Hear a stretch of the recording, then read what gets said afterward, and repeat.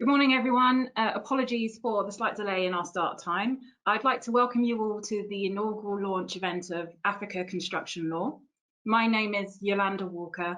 I am one of the directors for African Construction Law, and I'm also a senior associate within the International Construction and Energy team at CMS, based in the UK. As you well may know, Africa Construction Law is a Pan-African initiative set up by construction law practitioners across Africa and in the diaspora to promote thought leadership in the field of construction law and practice in Africa. ACL has an advisory board made up of experienced and distinguished professionals in the field of construction law. ACL is managed by a global steering committee made up of construction law practitioners and other professionals working in leading law firms and consultancies in Africa, London, and the UAE.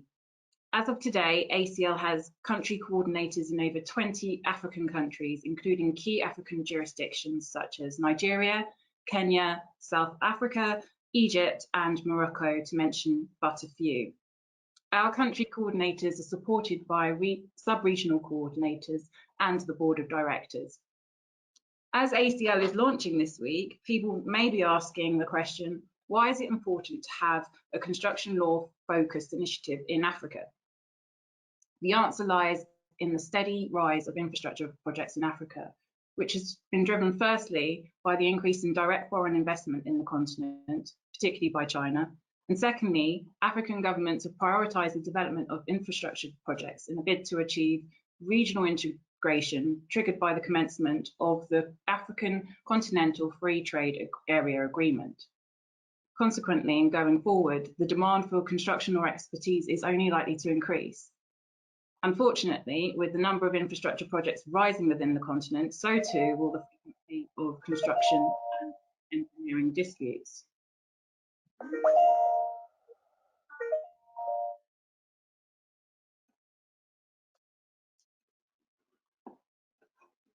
Regrettably, up till now, African arbitration practitioners have been sidelined in international arbitration,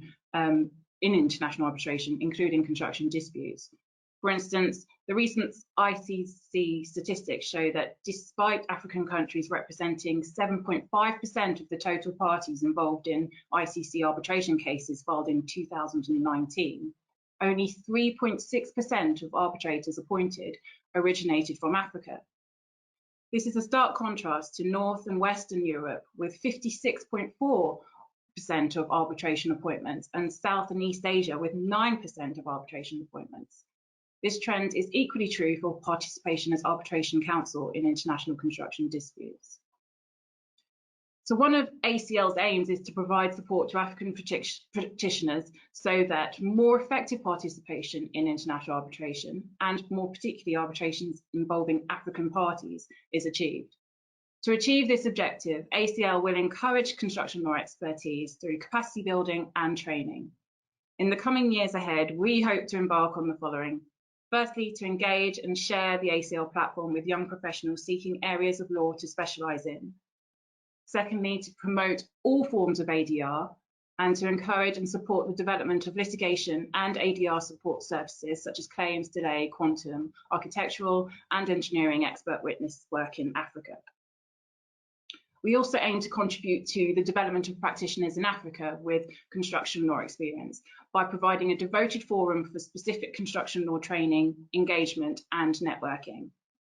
And finally, we hope to showcase those construction law practitioners within the continent that hold a wealth of construction law experience and share such experience through the ACL.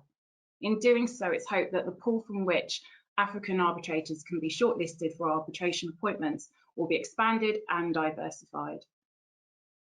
At the core of each of these objectives is ACL's mission to provide thought leadership in the field of construction law by contributing to the development of the law, policy and practices, including the use of dispute avoidance and resolution within the construction industry in Africa. ACL has already achieved Pan-African coordination and cooperation amongst construction law practitioners across the continent and is currently working collaboratively with law firms, chambers, consultancies, employers, contractors and government authorities. ACL seeks to engage in research at regional level and collate data relevant to construction law and practice in Africa, including assisting African governments, entities and corporations in the area of capacity building and training in matters connected to construction law. In doing so, it is hoped that it will be understood that construction law and practice across the African continent is not and ought not be broad brush in its application. Rather, there is much to be gained from insights shared by experienced practitioners from African regions and indeed countries. If you would like to be part of ACL's initiatives, we encourage you to reach out and join ACL through the membership portal on the ACL's website. You are eligible if you are interested or professionally involved in construction law.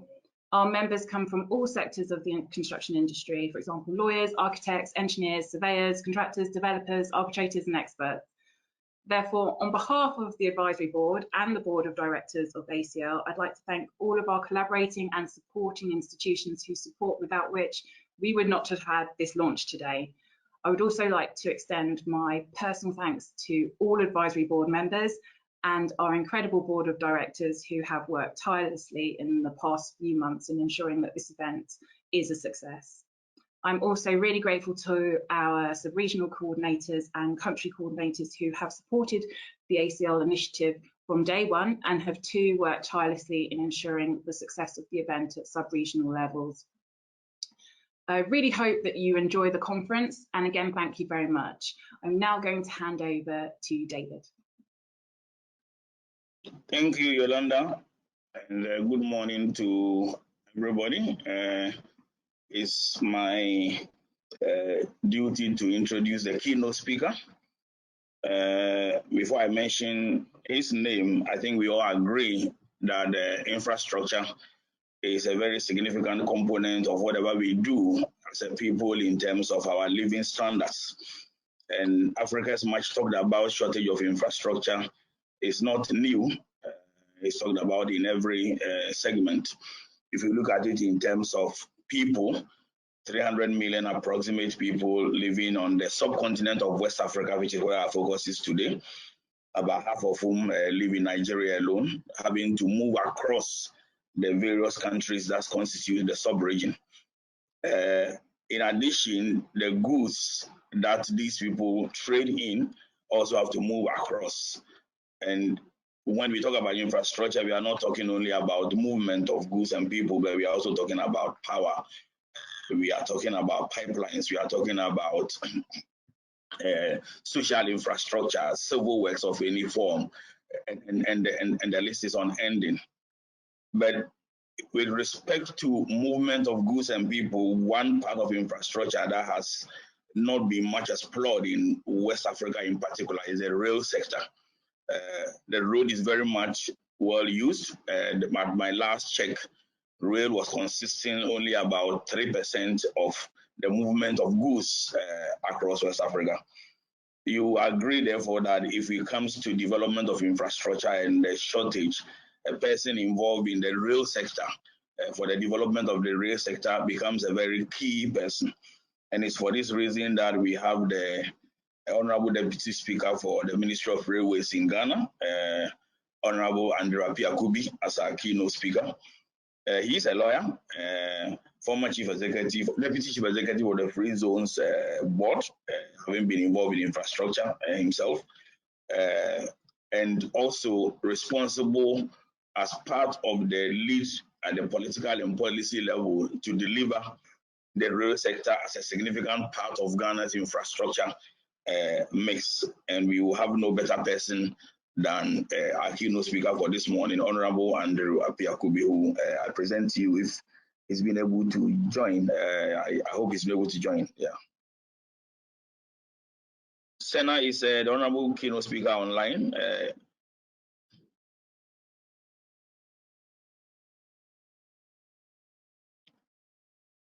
Senna, can you hear me?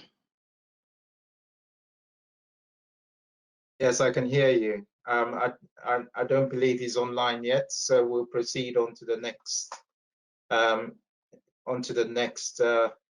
module, which is a transaction module. Thank you, David. My name is Senna Bedama. I have the honor of being your chair for this morning's session. I'm a Senior Managing Director in Anchorage Consulting, Construction Disputes and Advisory Practice based in London. I provide advice on distressed projects and act as a delay expert in disputes.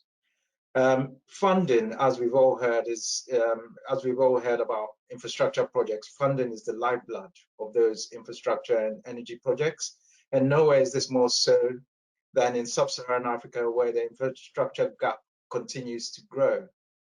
A lot of that is down to the population growth outstripping the growth in infrastructure projects.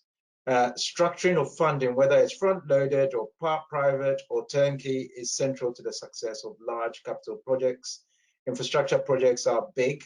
Big projects come with big budgets and significant risk. The right contractual and procurement strategies help to manage this risk. So today we have gathered our esteemed panel to talk about these issues as they relate to West Africa. So I'll start by introducing William Breeze. William is a partner in Herbert Smith Freehills Energy, Natural Resources and Infrastructure Finance Practice. He co-heads Herbert Smith Freehills Anglophone West Africa Practice and is a recommended individual in Legal 500 from 2013 to 2021. He is also listed as highly regarded by the International Financial Law Review 1000 for banking, project finance, and trade finance, and in energy and oil and gas in 2019 and 2020. He's described by Legal 500 2020 as an impressive, outstanding, and experienced lawyer. William was a regular visitor to Lagos in those bygone pre-COVID days, and he's very much looking forward to returning soon as countries around the world lift or come out of lockdown. My second speaker is Adeola Sumola. Adeola is a partner in Udo Udoma and Bello Osagi's banking and finance, power, projects and infrastructure and compliance and investigations teams. Areas of practice include project development and project finance, cross-border lending, syndicated lending, non-interest finance, debt restructuring, financing for power, manufacturing, and infrastructure projects in Nigeria. She's also involved in anti-corruption, compliance, and investigations. Adeola is ranked as a highly regarded lawyer by IFLR 1000 in its 2020 and 2021 rankings for her work in banking and finance, project development, and project finance. She's also ranked as a next generation partner and recognized as a key figure in her team by Legal 500 in its energy and natural resources rankings over the last 3 years. Adeola enjoys traveling, meeting people, and participating in capacity building initiatives in her areas of practice.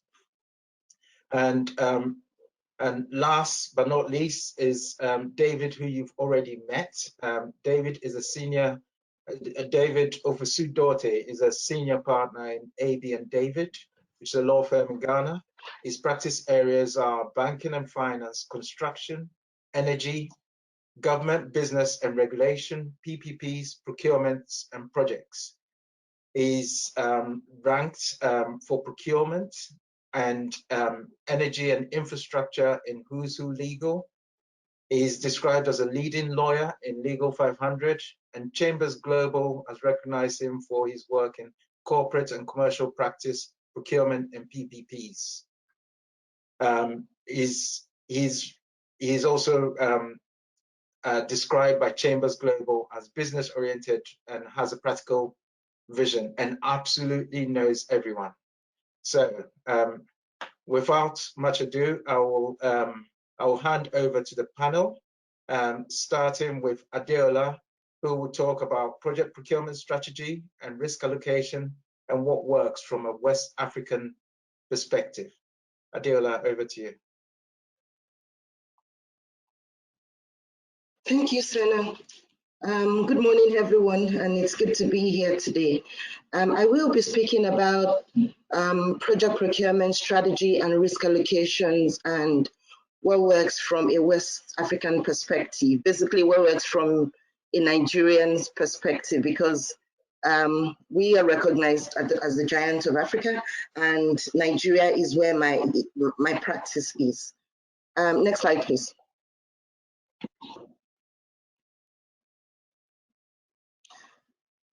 In the course of this presentation, I'll be speaking about project procurement, the critical elements of a project procurement strategy, the key phases, the essential factors in terms of planning and an evaluation of risk. It's been reported by McKinsey in a recent report that one of the reasons why African projects do not proceed to financial close is because those projects fail at the feasibility planning stage. And so in the course of this presentation, one of the things we will be looking at is what the critical factors for success in relation to projects in the region. Next slide, please. And of course, we will look at a case study.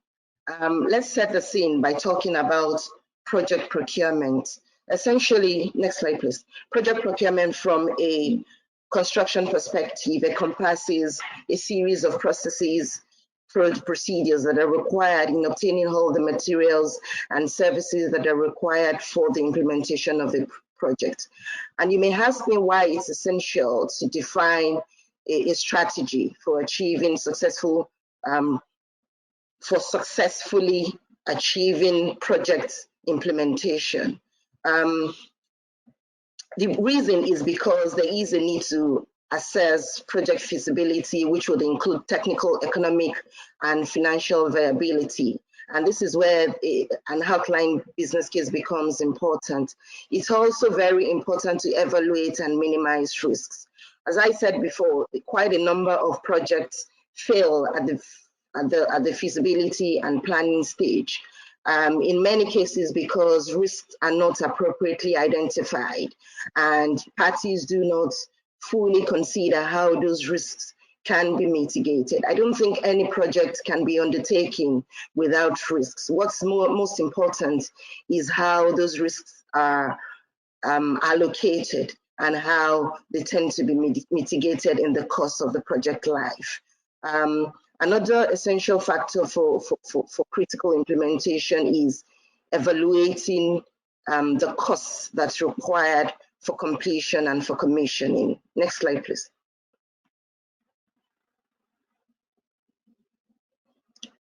In the course of this presentation, I take a look at the critical elements for a project procurement strategy, and I group this into 4 essential features. They include the delivery methods, whether the project will be implemented by way of a turnkey, whether the delivery method will be in the form of build, own, transfer, or build, own, operate, and transfer, which is quite common in Nigeria.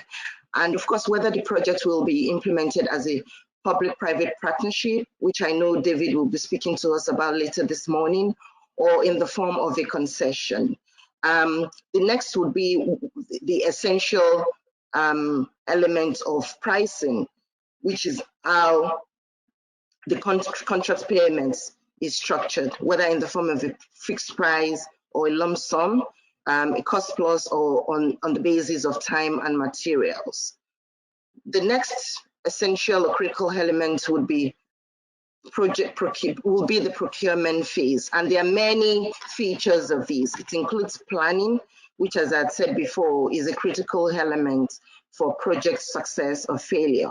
It also includes the development of the procurement documents, namely the RFPs, the RFQs, the terms of reference, and the bid documents.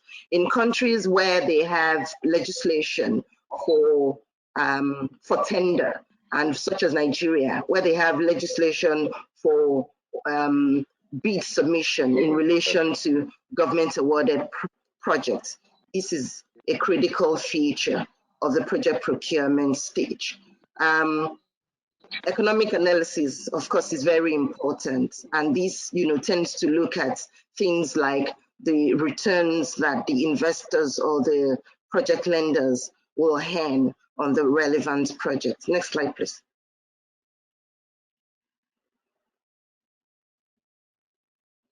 In terms of project delivery methods, the most common project delivery or project procurement arrangements in Nigeria are the build, own, and transfer, build, own, operate, and transfer, design, build, operate, and transfer, and build, own, and operate models. And we've seen this in a number of projects in the past, including but not limited to the Lekki Port project, which is a recent project that's been developed within the Lekki axis of Lagos on a build, own, operate, and transfer basis, where there is a concession, and the intention is for the concessionaire to run this project for a specified number of years, and at the end of the concession period to hand back the project to the government. Other forms of project delivery would include PPPs and concessions. PPPs are quite common for social infrastructure projects, which include housing, public health, hospitals, education, and water supply, whilst concessions are common in the aviation sector in Nigeria, as well as in relation to road construction projects. Next slide, please. This then takes us to the key phases. Like I said, planning is a critical factor for determining whether a project will succeed or fail. And at the planning stage, the significant things to bear in mind would include identifying the project, setting up the project team, appointing transaction advisors, and undertaking a feasibility study. And a feasibility study is and will always be an integral part of the project procurement phase of any project, because it is at that stage that the parties determine whether there is a project, whether they are able to move forward, whether they are able to raise financing for the project, and what the returns would be for both for the equity investors and for lenders. Other phases that are important include the development of the documentation, the evaluation of tenders, which I've spoken about, as well as the contracting stage, where the parties begin to look at the key project documents, namely the EPC contracts, operation and maintenance agreements, and related agreements that are required in relation to the management of the projects. Next slide, please. Next slide, please. I've already spoken about the key phases, and I don't think I need to go into this. So I will be speaking about project feasibility study and what's important to do when the feasibility study is being put together. There is a need to do an analysis of needs and an analysis of options. And without either analysis, I don't think that there will be room for success, because the project parties need to evaluate and demonstrate that the relevant project aligns with an institution's strategic objectives. They also need to show the commitment in terms of the capacity of the institution that's deploying the project, as well as other state authorities, to actually bring this project to life. And it's after that analysis has been done that they then consider the various options that are available in order to bring any relevant project to life. Next slide, please. This takes us to another essential feature of the feasibility study. I don't think the need for project due diligence can be overemphasized, whether from the perspective of legal, technical, economic, or financial and tax due diligence. Is very critical. The outcome of due diligence will determine whether there's been an efficient project procurement strategy, whether risks are appropriately identified, and how parties can ensure that those risks are addressed and mitigated. And part of the feasibility study also includes undertaking environmental assessments, social assessments, including site ownership and availability issues, and land acquisition issues. In Nigeria, land acquisition is a significant factor because of the way our land tenure system is structured, where land is owned by each state on behalf of the citizens, and the governor of each state has a right to grant what is referred to as a right of occupancy in relation to land within its state. And for major projects, there needs to be an evaluation of this land tenure regime in order to identify whether they are current owners of the land where any project will be situated, or any land that affects a project, and whether there is a need to develop a compensation framework if, for example, previous residents on land have to be relocated because of any project, or whether there has to be some integration in terms of the rights of way that's required for the implementation of any project.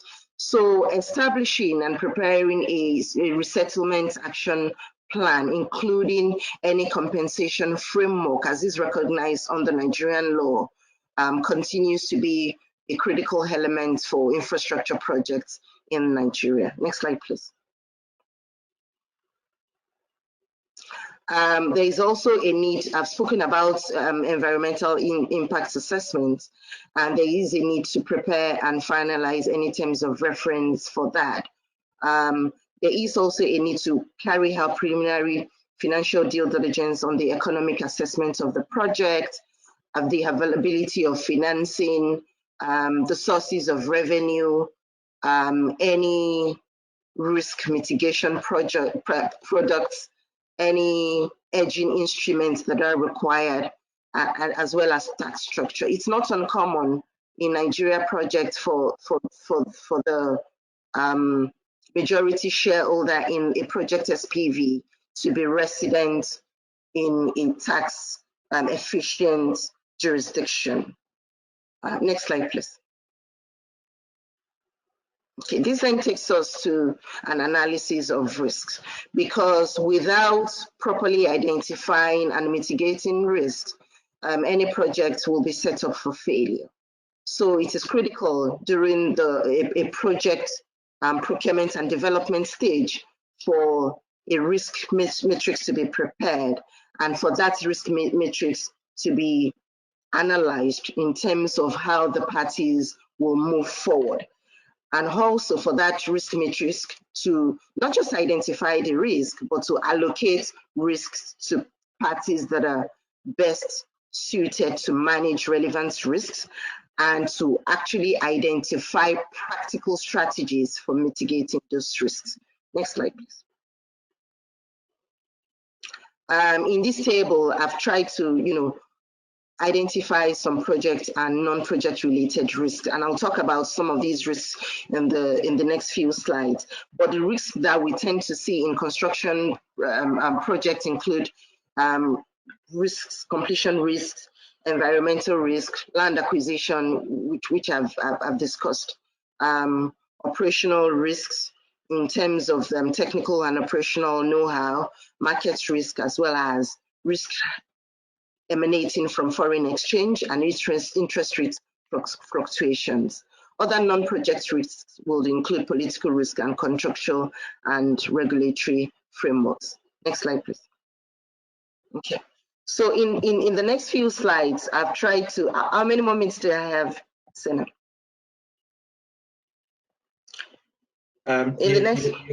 You have about 3 minutes, Adiola. 3? Okay, thank you. In the next few slides, I've tried to talk about, how risks in construction projects can be analyzed and mitigated. I think one of the most important one is the construction risks, and these tend to be analyzed by taking a look at the type of contracts that will govern the project. What's the EPC framework? Are there liquidated damages? What's the budget? What happens when there is a cost overrun? How are cost overruns funded? Is it funded by additional debt or by equity? what happens in terms of what to do when these risks have been identified. Some of them would include having a fixed contract price, including an insurance framework during the construction period, and having a defect liability coverage to take care of any risks that come up after the project has been constructed. Next slide, please. Also supply and offtake risks, how are these risks addressed? On the offtake side, it's usually addressed by having a creditworthy offtaker. The offtaker needs to be analyzed. What's its track record? Does he have a history of, paying the purchase price under the relevant offtake agreements? What has he done in the past? And is there any form of government support for these offtaker? What's the force majeure framework within the transaction documents, within the project documents? Are there any handback provisions? Are there any handback provisions in terms of if, in the unlikely event that a project fails after financial close, is there a process for ensuring that the government takes over the project and pays the sponsors back, not just the equity on the project, but also any financing that may have been procured in order to implement the project? Next slide, please. Repayment risk, political risk, and foreign exchange risk. In Nigeria, foreign exchange risk continues to be a big concern for infrastructure projects. And one of the ways to address this risk is to match the currency of payment by the off-taker with the currency of the loan, as well as to enter into hedging instruments such as swaps and options. Next slide, please. Please go to the case study. I think that I've addressed slides, and then due to time.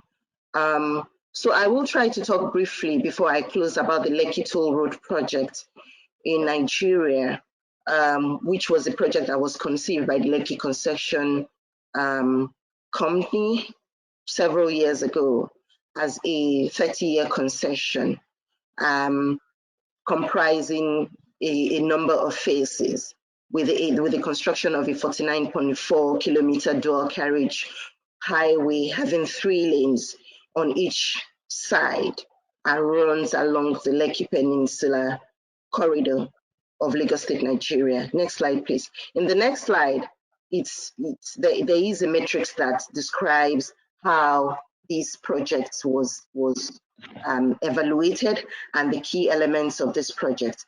And these key elements include the contractual framework and what the parties looked at in ensuring that this project was a success. You can see that in this image that there is an interplay that shows there is an interplay showing or reflecting the role of different parties, from lenders to state governments to federal government, in terms of support that was provided, in terms of the nature of agreements that the parties entered into, not just to deal with the risks, but also to evaluate the risk and to try to mitigate them, as well as a framework of agreements that looks at the requirements for operating the assets and how the investors would earn returns on their investment. Thank you very much, Sina. Are we taking questions now or after Williams and?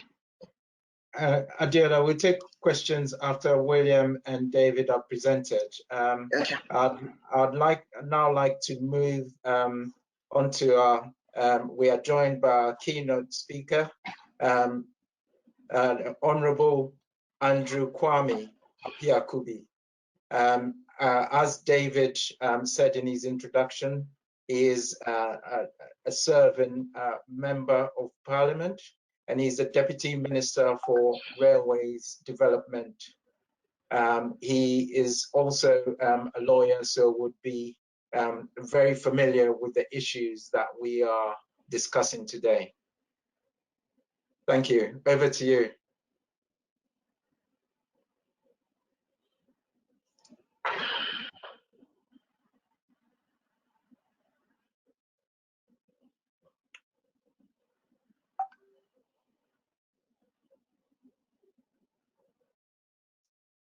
I think we're facing a bandwidth issue.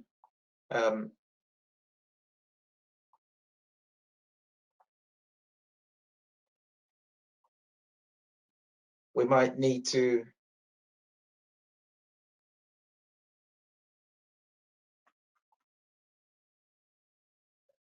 So you may be on mute. Are you on mute? Yes. Yes. Are we okay now? Yes, we're okay now. We can hear you now. Yes, we're okay now. Yes. The topic for discussion this morning has been the recent developments in the West African construction market and the future that holds for us. For us to start, to talk about the West African construction market is seriously to talk about the life of West Africans because of the seriousness of the infrastructure deficit that we have. So it is quite an opportunity to have this opportunity to look at the situation as we have it and looking into the future. From the beginning, the only change we see now in the infrastructure market in West Africa is the change of the players.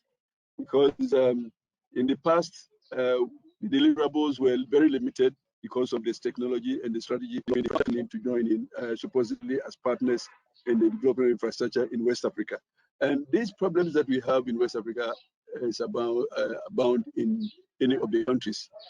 Suffice it to say that financing has been a major problem in West Africa, and the sources of financing continue to change over time. Now, we have a history of very limited local players and the agencies of government and the government interventions also coming to supplement the agencies and limited international NGO participation. Be this history of construction in West Africa. Nevertheless, we admit that the support and interventions have not been adequate, though, but we can match the deliverables with the investment that go into infrastructure over time. However, in recent past, we have seen the trend of more interventions from central government and the decentralized agencies and sub-governmental agencies. Limited participation by international NGOs we have seen, but they are using local artisans and local technology. I'm referring to the international NGOs, but this is undermined by dwindling local participation in projects and also management. The EPC contracts have been very recent in West Africa generally, particularly in Ghana. We have a lot of the projects coming under EPC contracts.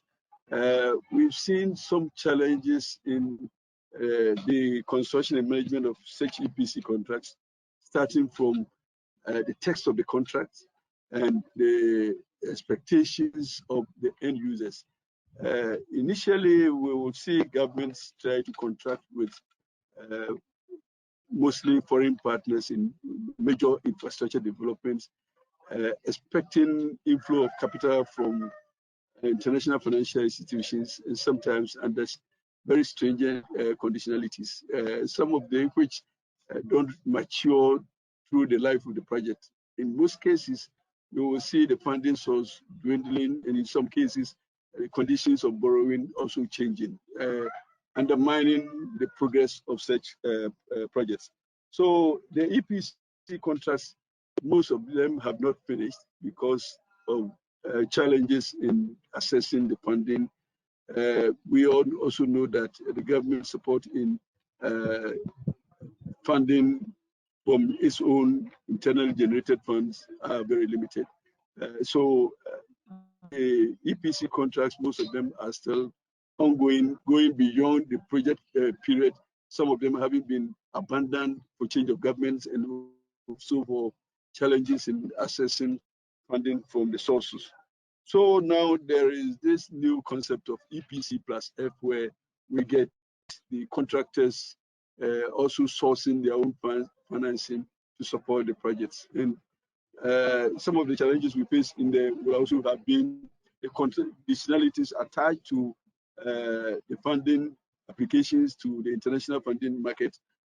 Some of these conditionalities, the host governments attempt to change or vary, and that also brings its own challenges between the financier and the contractor who is engaged in this APC plus F projects.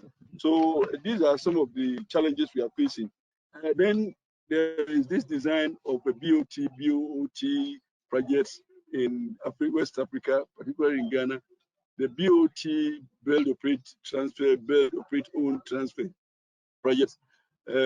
Some of us have thought that these would be the strategy to move away from the EPC plus F or EPC contracts because of the shortages we're facing in the international financial markets. But again, the project begins with the feasibilities, and the feasibilities sometimes also have its own challenges. The feasibility studies mostly bring the projects as having funding gaps. So that does not attract so much of BOT contractors and BOT contractors. So the funding gaps that we find in most of the feasibility studies or in respect of our projects limit our opportunities of attracting BOT contractors. So we now have a situation where private public partnerships become the order of the day, and private public partnerships also sometimes face inconsistent expectations between the partners, and sometimes we have to also redesign project structures and designs. So in the nutshell, we have to look at new strategies of funding big projects in West Africa. And in most cases, we have had to look at conditions and procurement conditions and procurement legislation in the various countries. The challenge has been how to reconcile procurement legislation with our partners, with the local procurement conditions, and that sometimes delay the implementation of projects. There are a lot of irregularities, I must admit, in the procurement processes, all kinds of interest developing in our procurement processes, and that sometimes results in inflated cost overruns and delays in the implementation of projects. We're looking into the future. Sometimes the bankability of projects, and we know that feasibilities expose challenges in big projects like compensation, how to determine it, and how to pay on time, and how to make sure that the projects are also not delayed by these claims of compensation. And sometimes there is not enough information, also seismic information on deposits of minerals for which off-takers would be interested to add to the bankability of such projects. So absence of adequate information in respect of mineral deposits, in respect of market opportunities to attract also off-takers, for us to be able to better identify the revenue streams, to be able to match that with cost outflows to also determine bankability of projects. The financing gap, sometimes we are not able to be spot on, and therefore in course of the projects, we realize that there are overruns, and that also sometimes cause delay. Government support for PPP projects also sometimes are not consistent, and the inadequacies thereof also affect some of our project implementation and these strategies. But going forward, I think we need to understand where we started from, where we have gotten to, what are the challenges, how we have mitigated such challenges. The environmental impact assessment plans and mitigation strategies sometimes also fall short. But we need to look at the chain, make sure that we are getting all the variables right, so that the partnership will not suffer any suspicion of any non-performance that will affect implementation. So all in all, what I will suggest would be both parties in PPP going forward, because West Africa, the investment capital is not so adequate, yet the infrastructure deficit is huge. And therefore, we have to find a way to bridge the gap. And the way to go, I suggest, would be to try and indicate to the market what potential we have here by careful analysis of our revenue streams and our potential by way of mineral deposits and all that. And also trying to assure our partners from the international community, those providing the financing, that the projects will be able to deliver the revenue to be able to offset whatever injection of capital we do.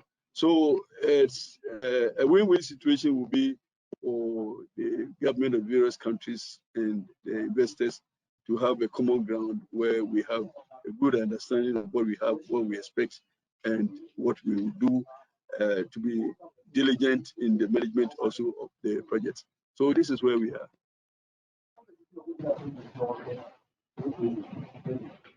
Thank you very much, Mr. So Keynote. hold on. Yeah, thank you very much, Mr. Keynote Speaker. You touched on quite a few issues there in relation to the infrastructure gap, the deficit, the changing face of procurement in EPC, and you mentioned about how PPPs are the way to go. You also touched on what makes a project bankable in terms of attracting foreign or indeed local investment. And it seemed to me with your last comment about finding common ground between governments and financiers and presenting a win-win situation to the market is key. With that in mind, it would be good to go to refer back to our next speakers. So first is William Breeze, who will talk about financing construction projects in West Africa and what makes a project bankable. Over to you, William. Thank you very much, Senator. Thank you, Honourable Minister, and thank you all for the opportunity to speak today. As Senator has said, I'm not a construction lawyer, I'm a finance lawyer, so please look at everything I say through that lens. If we're looking about what makes a project bankable, we're looking at the need to lend to that project, which means, of course, that we're talking about project finance. So ahead of anything else, a quick refresher on some key concepts. Onto the first slide of comments, please. First of all, we need to look at what is project finance. And as I'm sure you all know, it's a technique used to finance large-scale, high capex projects, mainly in the energy, natural resources, and infrastructure sectors. Next slide, please. That generate stable cash flows. So the financing, next slide again, please, looks to the project rather than the corporate credit of the sponsors. And that means that the project must be bankable. Well, it's a great term, but what do we actually mean by bankable? Well, in short, it means that lenders have to be willing to lend to a project. They're not just going to put their money into it no matter what. It needs to be actually attractive to lenders, and that doesn't just mean the financial returns, important though they are to any banker. So in order to achieve bankability, the project needs to be adequately de-risked. Risks shouldn't sit with the project itself, but should be allocated to those best able to bear them. And as you know, that's particularly important in project finance, because the project company for a project financing will be a special purpose vehicle set up specifically for the project. It won't have its own corporate capacity, corporate capability. It certainly won't have any real financial strength. And so often lenders will look to contractors, both in the construction phase and afterwards, to bear and manage a great many of the risks. Of course, lenders want to see their money get repaid once they've put it in, so they're going to really care about cash flows. Where do these cash flows come from? In the construction phase, cash flows will come from equity, the sponsors' money that they put in, and of course from the debt that the lenders themselves put in. And in the operating phase, cash flows will come from the sale of whatever product the project is producing. And that's a very broad term. It can be anything from electricity in a power plant to the availability payments, capacity payments made available for a toll road project, to the fees paid by the government if a school is built, whatever it may be, there's still something being sold there and cash flows being generated by that project. And this is how lenders will get repaid. So they'll focus on these, and the bankability of any project won't, of course, be limited to the construction phase. Next slide, please. So, and next, please. This won't be fully exhaustive, but we will look at a number of key bankability considerations in the construction phase. So as I said, bankability goes to the allocation of risk, and the EPC contractor's role in the construction phase is, of course, the most important. The contractor will bear the risk of delivering a project on time and to specification, the two most important things, obviously. And so clearly, the creditworthiness of the contractor will be a core bankability issue. Lenders will want to know that the contractor has the financial capability, as well, of course, as the technical capability and the operational capacity to construct the project. Now, this may well require a parent company guarantee if it's a contractor subsidiary operating in a jurisdiction and set up specifically to do that project. That subsidiary itself may not necessarily have the right capacity, capability, financial strength. And so the lenders may seek a parent company guarantee as well. Nonetheless, the ability of the contractor to perform and to have financial capability is hugely important. But why is this important? As the contractor bears the risk of the project being built on time and to specification, it'll be liable to pay liquidated damages if these targets can't be achieved. So at completion, as you know, performance is tested. And if it doesn't meet the specification, performance liquidated damages will be payable from the EPC contractor.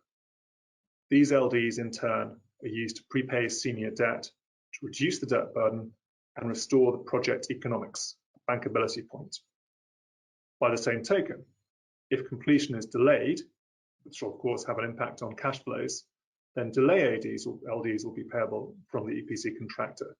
And again, these will be used to meet the initial debt service obligations until completion is achieved.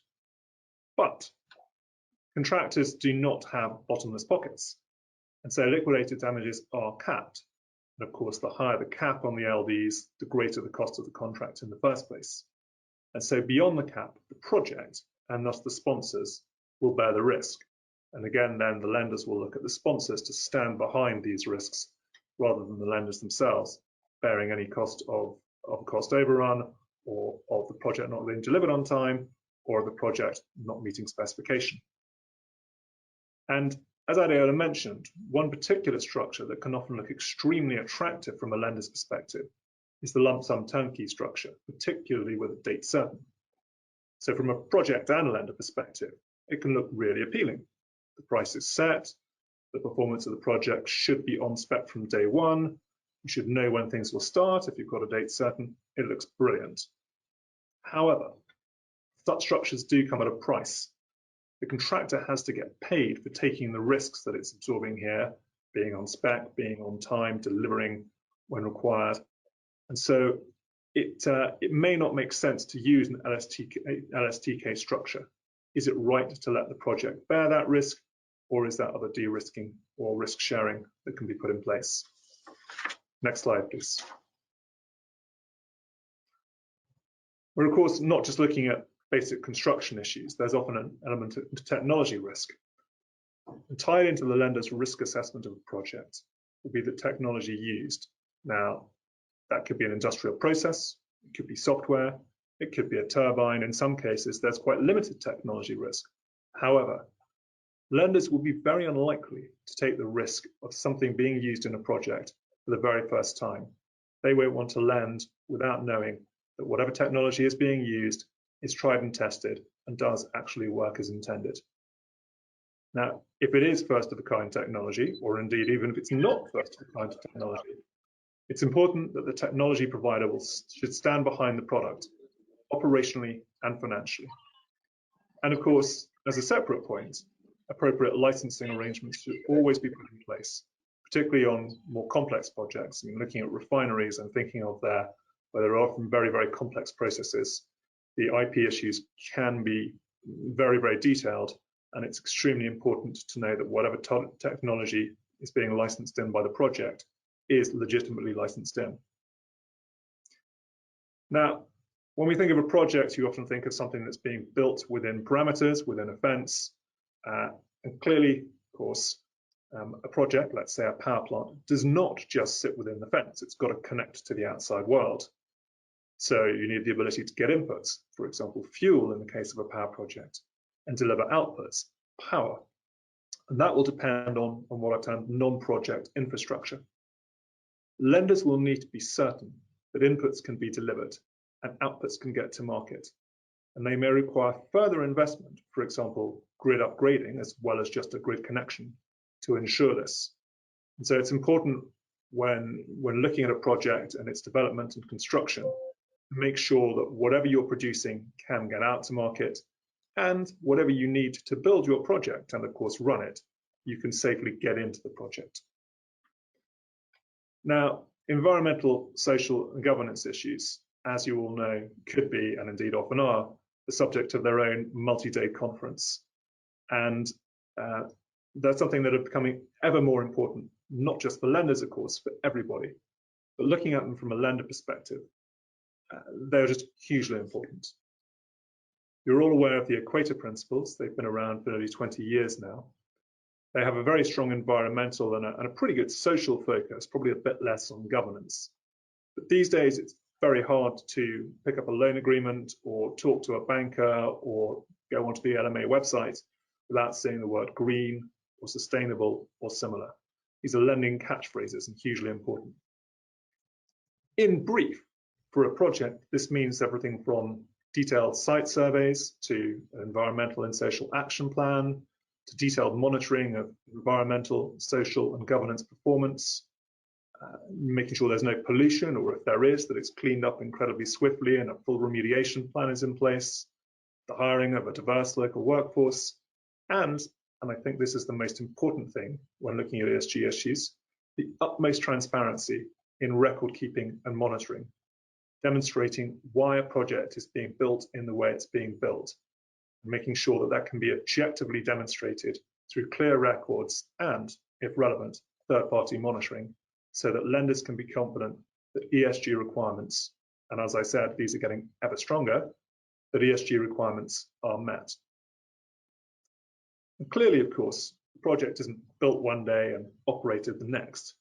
There's always going to be a handover period, and it's essential that the interface between the EPC contractor and the O&M contractor is clear. There should be no scope for issues to fall between the cracks or for the EPC contractor to say that something was the risk and responsibility of the O&M contractor or vice versa. Interface is essential. And that, of course, next slide, please, moves us on to the operating phase. And I mentioned initially that you can't look at a construction project and its bankability without looking at the operating phase. Next slide, please, because of the importance of the cash flows generated there. And so we simply can't look at just the construction phase in isolation. You've got to think beyond that. Adiola touched on a number of these points, of course. So O&M risk, can the O&M contractor do its job? Now you have the same concerns as I mentioned for the EPC contractor around financial and operation capability. Often one sees an O&M contractor being a sponsor of a project.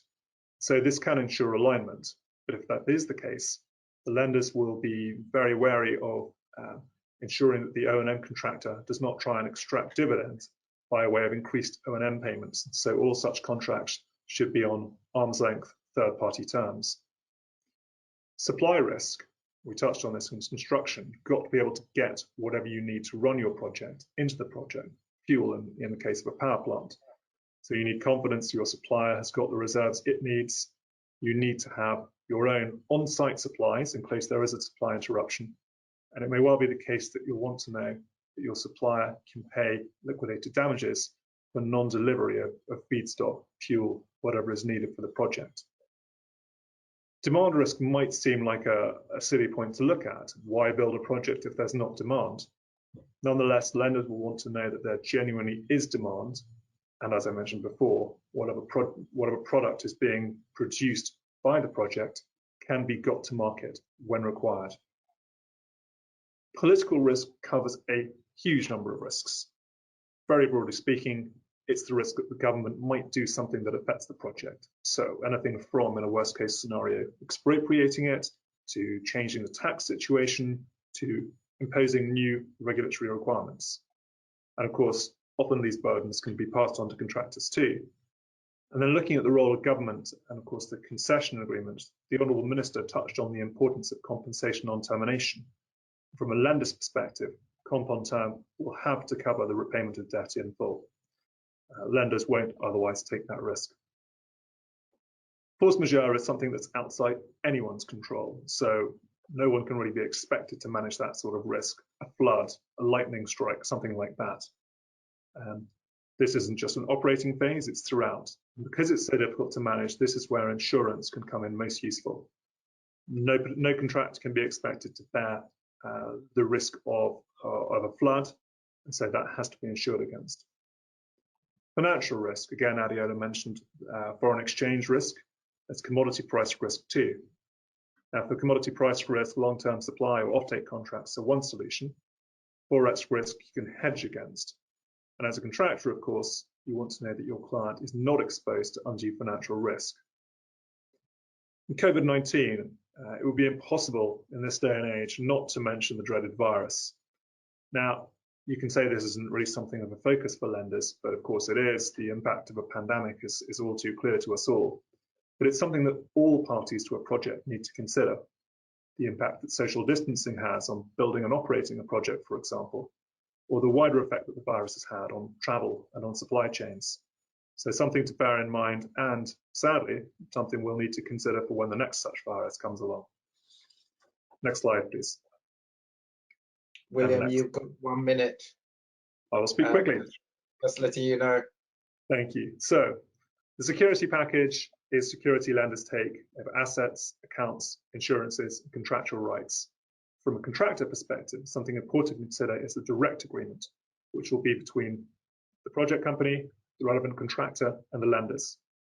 If the project company is not performing correctly and something's going wrong and there's an event of default, the lenders have the right to step into the shoes, either directly or through their own nominee, step into the shoes of the project company and seek to rectify that issue. And this means, from the project company's point of view, hopefully the project can continue. From the contractor's perspective, it should get paid and isn't then left with a bust counterparty. And from the lender's perspective, the project that they've put all this money into should get back on track and start generating the cash flows that they need to repay the debt. On that optimistic note, with thanks to Sena for the prompt, I thank you all for your time. Thank you very much, William.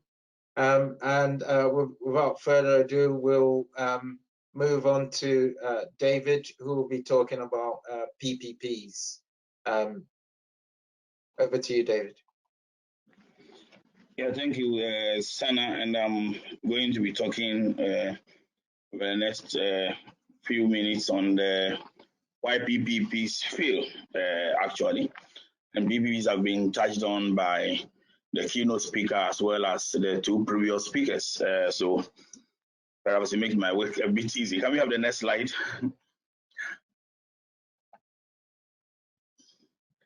Now, I have grouped them into 5 factors regarding the reasons why they fail. Incidentally, the same reasons why they succeed are also the reasons why they fail. So essentially, if you have the right, and I'm not going to be defining PPPs, I assume for the purposes of this discussion that everybody knows what it is. During Q&A, somebody is in doubt regarding what PPPs are, we can get into it. But having said that, if you have the right institutional framework, if you have the right financing structure, if you have the right legal framework, and particularly for West Africa and Africa in general, political will and a fair amount of transparency, and the miscellany of related factors that ensure investments are sustainable, you are likely to let them have PPP succeed. But if these factors fail, PPPs are likely to fail. So let's take each of them in turn. Can we have the next slide? One of the most interesting things is that most of the PPPs that I have been associated with, and that's quite a lot across West Africa, were doomed to fail to begin with. So it was obvious from the beginning that it was likely to fail, and that failure was triggered by the political structure of how the project was arrived at and the fair amount of lack of transparency. And it starts with project identification, how the project itself got identified in the first place. There are two ways, and if you listen to what William as well as Adiola said, you will notice that to the extent that the project has commercial viability, in other words, if it is has a good potential of cash flow because of its being marketable or having market feasibility, then it is more likely that investors will be looking at it. But if the project is originated not as a result of its bankability, but as a result of its political expediency, then what you will see is that technocrats analyzing the project are doing it in reverse, and they are beginning to look at how they will justify the bankability of the project, and that triggers quite a number of the things that I will be talking about. As a result of this initial error, you tend to have poor feasibility being done because there is a feasibility being done as a result of political exigency, especially by people who have access to the corridors of power, and that is the reason why the person being discussed with as a private sector side of the PPP came into the picture in the first place. So I'm talking about projects which fail, not as at the standard, but these tend to be a lot. Of course, naturally, that gets attendant with corruption. And one strange thing you will find in West Africa project cycle is that most sponsors, as much as possible, want to tie the initiation as well as the commencement of operations of these projects to the life cycle of the electoral calendar of the party in power. I was involved in a project in Sierra Leone where the sponsor was very clear that if we cannot begin from the end to when the party ends its cycle at the election, then the project is not going to happen. It's because of the many years of termination post-election, and that's one of the bases for failure of projects. Now, as a result of the first 2 points I've made, you will see that there is a large amount of lack of output specifications. Simply put, technocrats have not prepared adequately what it is that the project is expected to achieve. And the output specifications trigger quite a number of things. It triggers the design standards, it triggers the throughput in terms of its use, it triggers its marketability, etc. And these things tend to be missing. So when you get an EPC contractor, then certain design standards are emerging as you are proceeding, and the project will have already failed to begin with. Because of the insistence of procurement systems, there's a high incidence of value for money assessments in West Africa. The strange thing about the value for money assessments, though, is that there isn't much successful public sector projects which have developed indices which provides the public sector comparator. So whereas you are using the PAC or the so-called public sector comparator, the public sector projects themselves are not an adequate index or metric alongside which you can benchmark a BPP project. So again, that creates another problem at the beginning. And these eventually then lead to lack of public sector, of public confidence, and it's triggered mainly because technocrats who view the projects from afar make technical comments which were overlooked by the very technocrats who developed these projects because they were doing it under political expediency. And for me, that's this particular set of factors is rule number one for project failure. Let's have the next slide. Then we have the set of factors dealing with institutional framework. Who exactly is in charge? The biggest problem here is that in one breath, you have a huge shortage of infrastructure, so that governments, in order to deliver the infrastructure and fill the infrastructure gap, need to recourse to the private sector.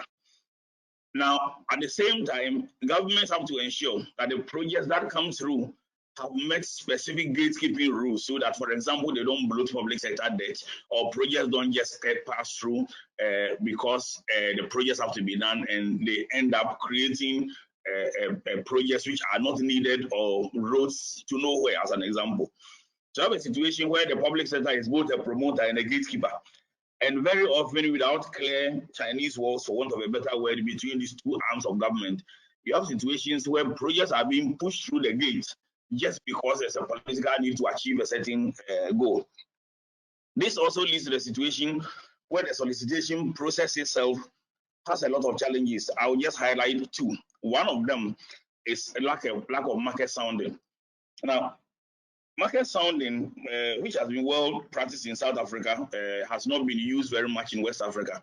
And this is a situation where, ahead of initiating or finalizing the decision to go ahead, you test the market. It achieves two purposes. One is whether there is adequate investor interest in developing the project. But of course, you can do market sounding only when you know that you are going to do the PPP on a competitive process. So if you are not using competitive process and it is an unsolicited single source proponent, then market sounding is very often overlooked, unless the proponent itself, for purposes of commercial viability, has done that. The other factor that market sounding leads to is that because of the lack of market sounding, the market risk results because the investors who are proposing the project have not done an adequate assessment as to the use of the project itself, in order to determine whether the end use is adequate to be able to meet and match end user tariff to the cost of the project per capita over the life cycle of the project. So that's one area that causes quite a lot of failures. Then you have a high incidence of unsolicited proposals, very high. Again, because of the lack of competitive approach to most projects, and because projects are needed almost as emergency most of the time, there's a high incidence of people who have access to what it takes, either access to finance or know the details about the project, or access to politicians proposing to do projects, and that itself, by its nature, creates a number of issues and potential failure risk. Then in many countries, you have a situation where parliament becomes the ultimate decision maker of the project going on. It may be as a result of the project proponent looking for a tax waiver, or maybe the laws of the West African country requires that when there is a foreigner involved, you require parliamentary approval. Or at times, the sponsors themselves are looking for some recourse to the state or the government, which then requires parliamentary approval, and that creates its own challenges. And then, of course, we cannot overlook contract management issues, which are overlooked at times because the entity in charge itself is feeling the political pressure, which I've talked about. Can we have the next slide? The third set of factors is legal framework. And legal framework here is okay if you have a set of PPP laws, which many West African countries have.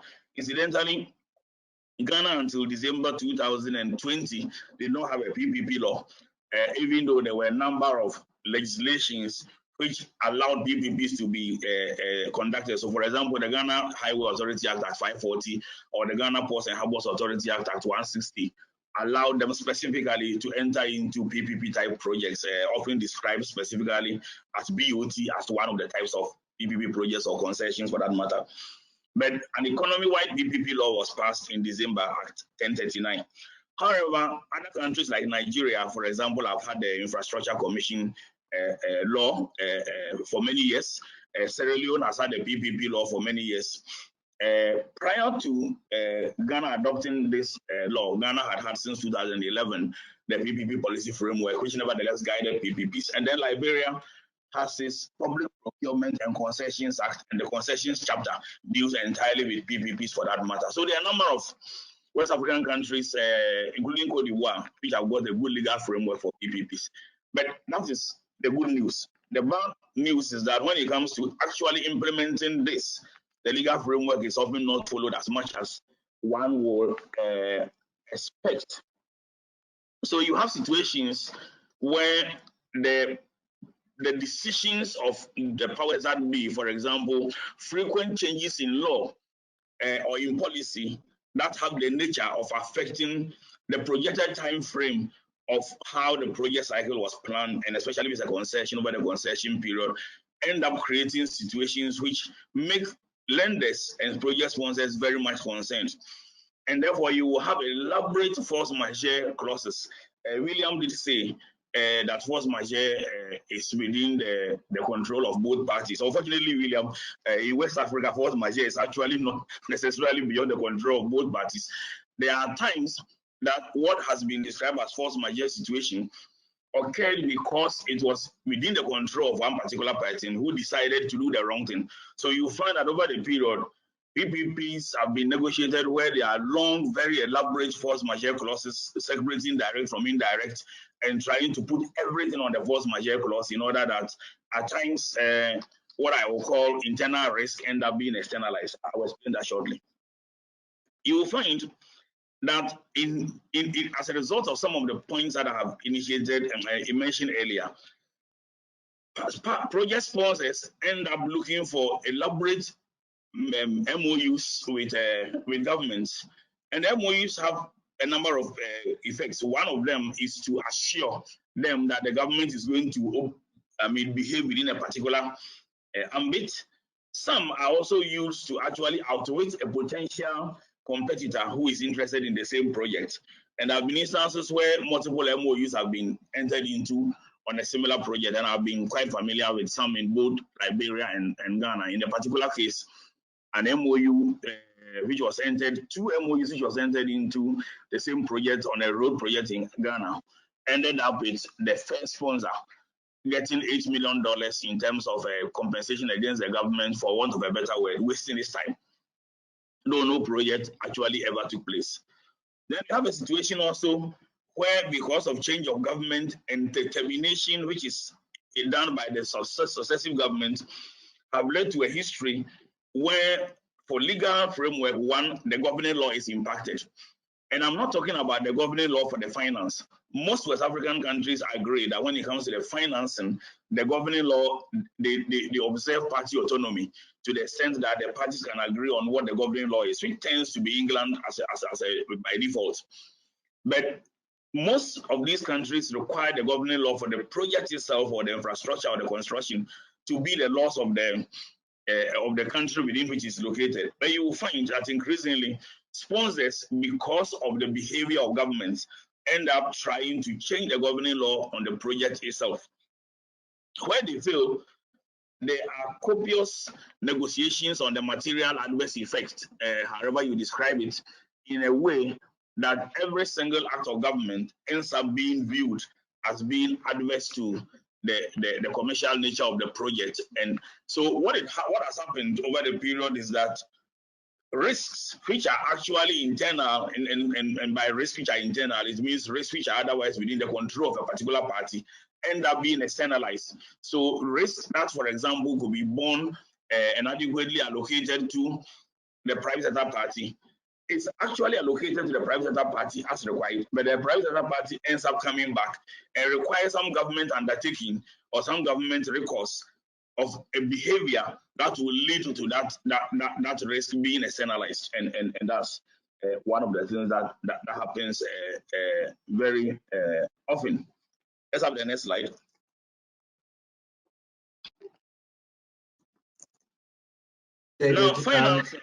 David, we're running. You've got 2 minutes to go. Just okay. Let you know. I thought I was doing well on time. Okay, right. I'll do it in 3 minutes. Okay. You can't do any project without financing, and financing is key. But because of the very things I've described, there is a frequent recourse to a financing gap because projects are not adequately studied or even if they have said it, a lot of recourse is, comes back to the government. So financing gap becomes a very, very key issue. Cost of capital is high. We all know that, resulting in long, periods of financial close. So long stop dates and all those issues which are put in the clauses end up overrunning its time extensively, and at times we end up waiving conditions precedent.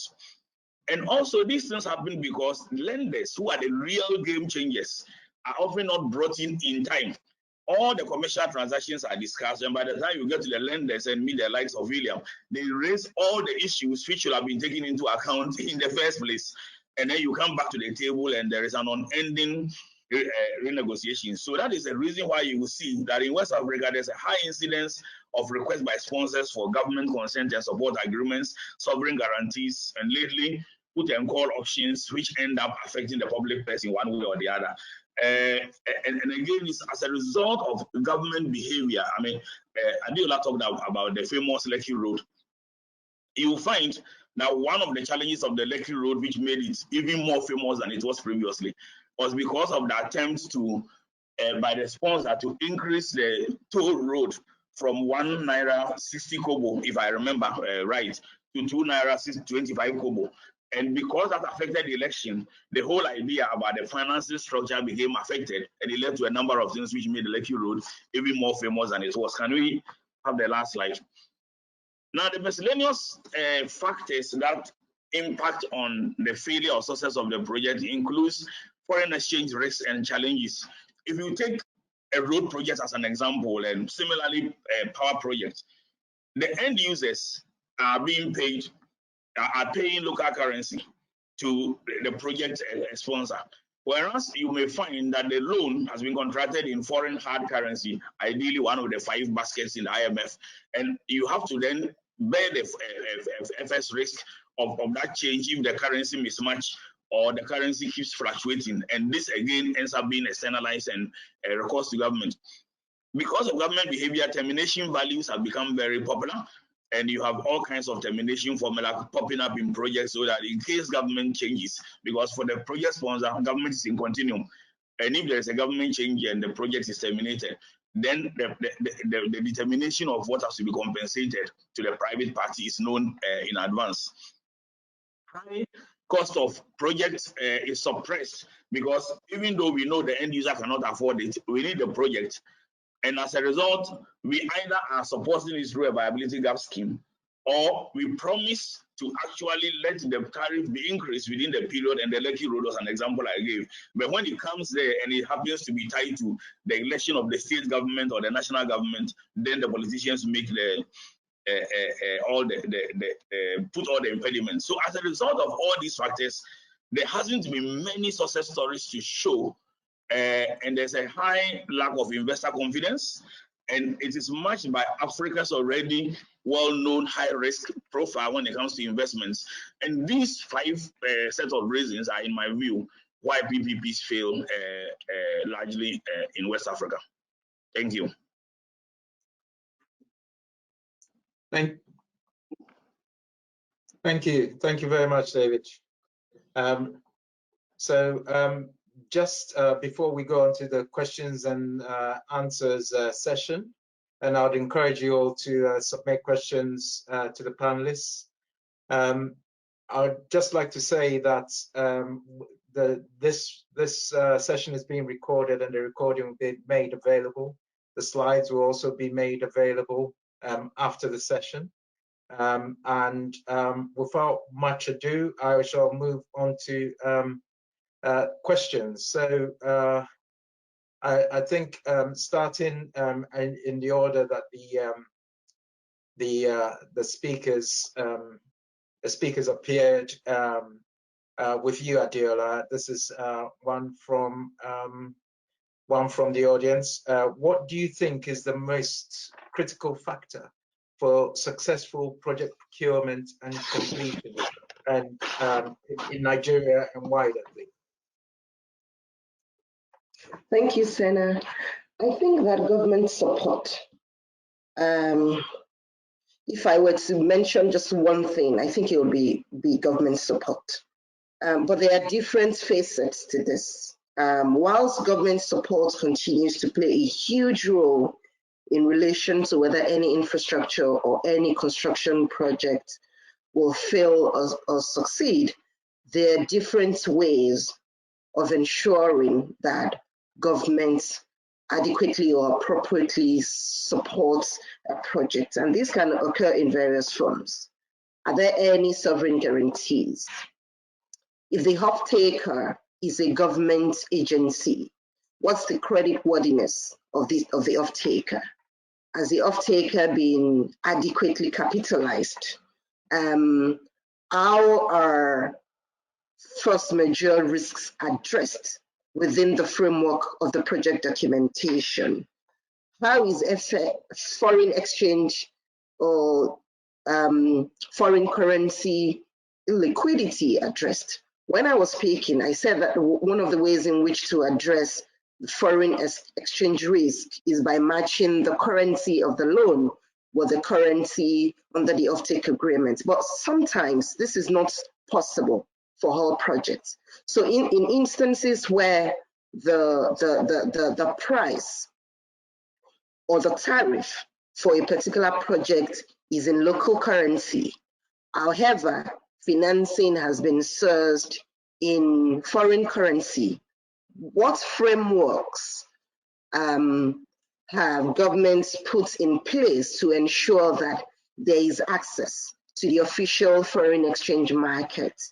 Is there, as a government opened a window, for example, for investors to access the official foreign exchange market for specific projects in specific sectors where the offtake price of the tariff is in local currency, but those investors or the project sponsors need to pay debt in foreign currency? Political risk also, how is political risk addressed within the framework of the project documentation in terms of what government can do or what government has done? In some power projects in Nigeria, we've seen instances where the government provided support in the form of an indemnity agreement through the World Bank Group and MEGA. So these are some of the ways in which, you know, the risks can be addressed and mitigated. But if I were to say what the most important, the most critical factor is, it will be government support. Thank you very much. And having heard about government support, I think we should turn to David on that same theme. Not all PPPs are the same. And you know, in the UK, for instance, there are PPPs that range from 30 years to 15 years, and also the level of government participation is different, and sometimes you find it differs by sector. So, you know, in the power energy industry, it might be very different to rail, for instance. So is there a standard or a typical model that works for the West African markets? Referencing Adeola's point about government participation? First, there is no defined model, but somehow the industry across West Africa, and speaking particularly about Anglophone West Africa, have tended to look at two models that are worth mentioning. One has to do with the project concession period as distinct from the project life cycle. The concession period tends to have a 25-year rule of thumb, and the assumption is that in the first 15 years at most there is an adequate amortization, and there is a 10-year period within which you can make some significant return on capital. There have been projects where the concession period has been longer or shorter depending on the cost of the project.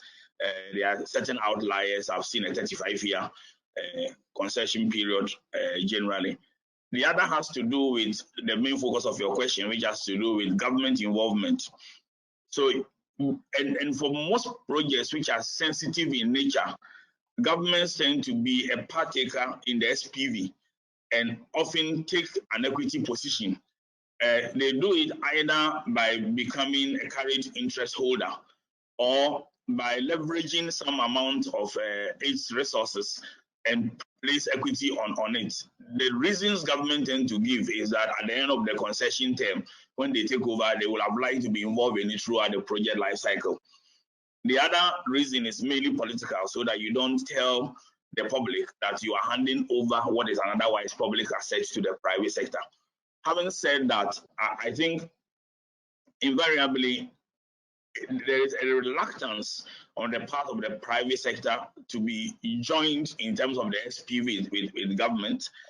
Whilst others think that it's an advantage because government then is more open to use this leverage to be able to look for some of the approval. So it's a mixed bag, but those are the kind of trends that I see across West Africa. Thank you, David. And just to continue on that theme, William, I mean, look, we've talked about government participation, but from the multinationals, from the lenders, is there any particular approach that you think helps with the bankability of a project in West Africa? It's a really good question, Senator. Thank you. I think looking the perspective of multilaterals in particular, and the International Finance Corporation has led the charge on this front. It's ESG issues. They've always been important for these institutions, and both multilaterals and export credit agencies, and the sort of the government and supra-governmental bodies, have always had this much stronger focus than commercial banks have. As we all know, the IFC standards underpin the Equator Principles. Export credit agencies have their own requirements, unless, of course, they've signed up to the Equator Principles.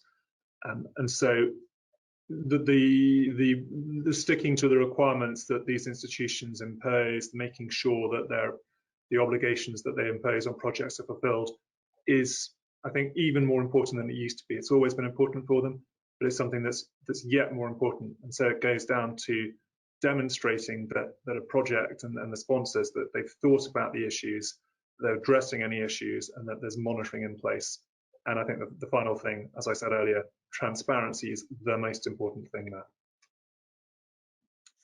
Thank you very much. There are quite a few questions for each of you, but I'm afraid we've come to the end of this first session of the morning. I would say that we will respond to all questions in the pack that we make available to delegates afterwards. And I would encourage you all to stay online.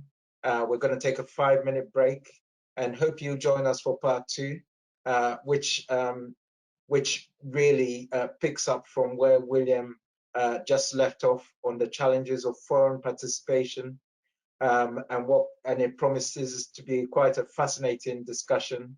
It'll be chaired by David, and the format is more of a discussion than presentational. Without further ado, I would like to thank each of our esteemed speakers and the Honourable Minister, the Honourable Andrew Kwame Appiah Kubi, for giving us his keynote address.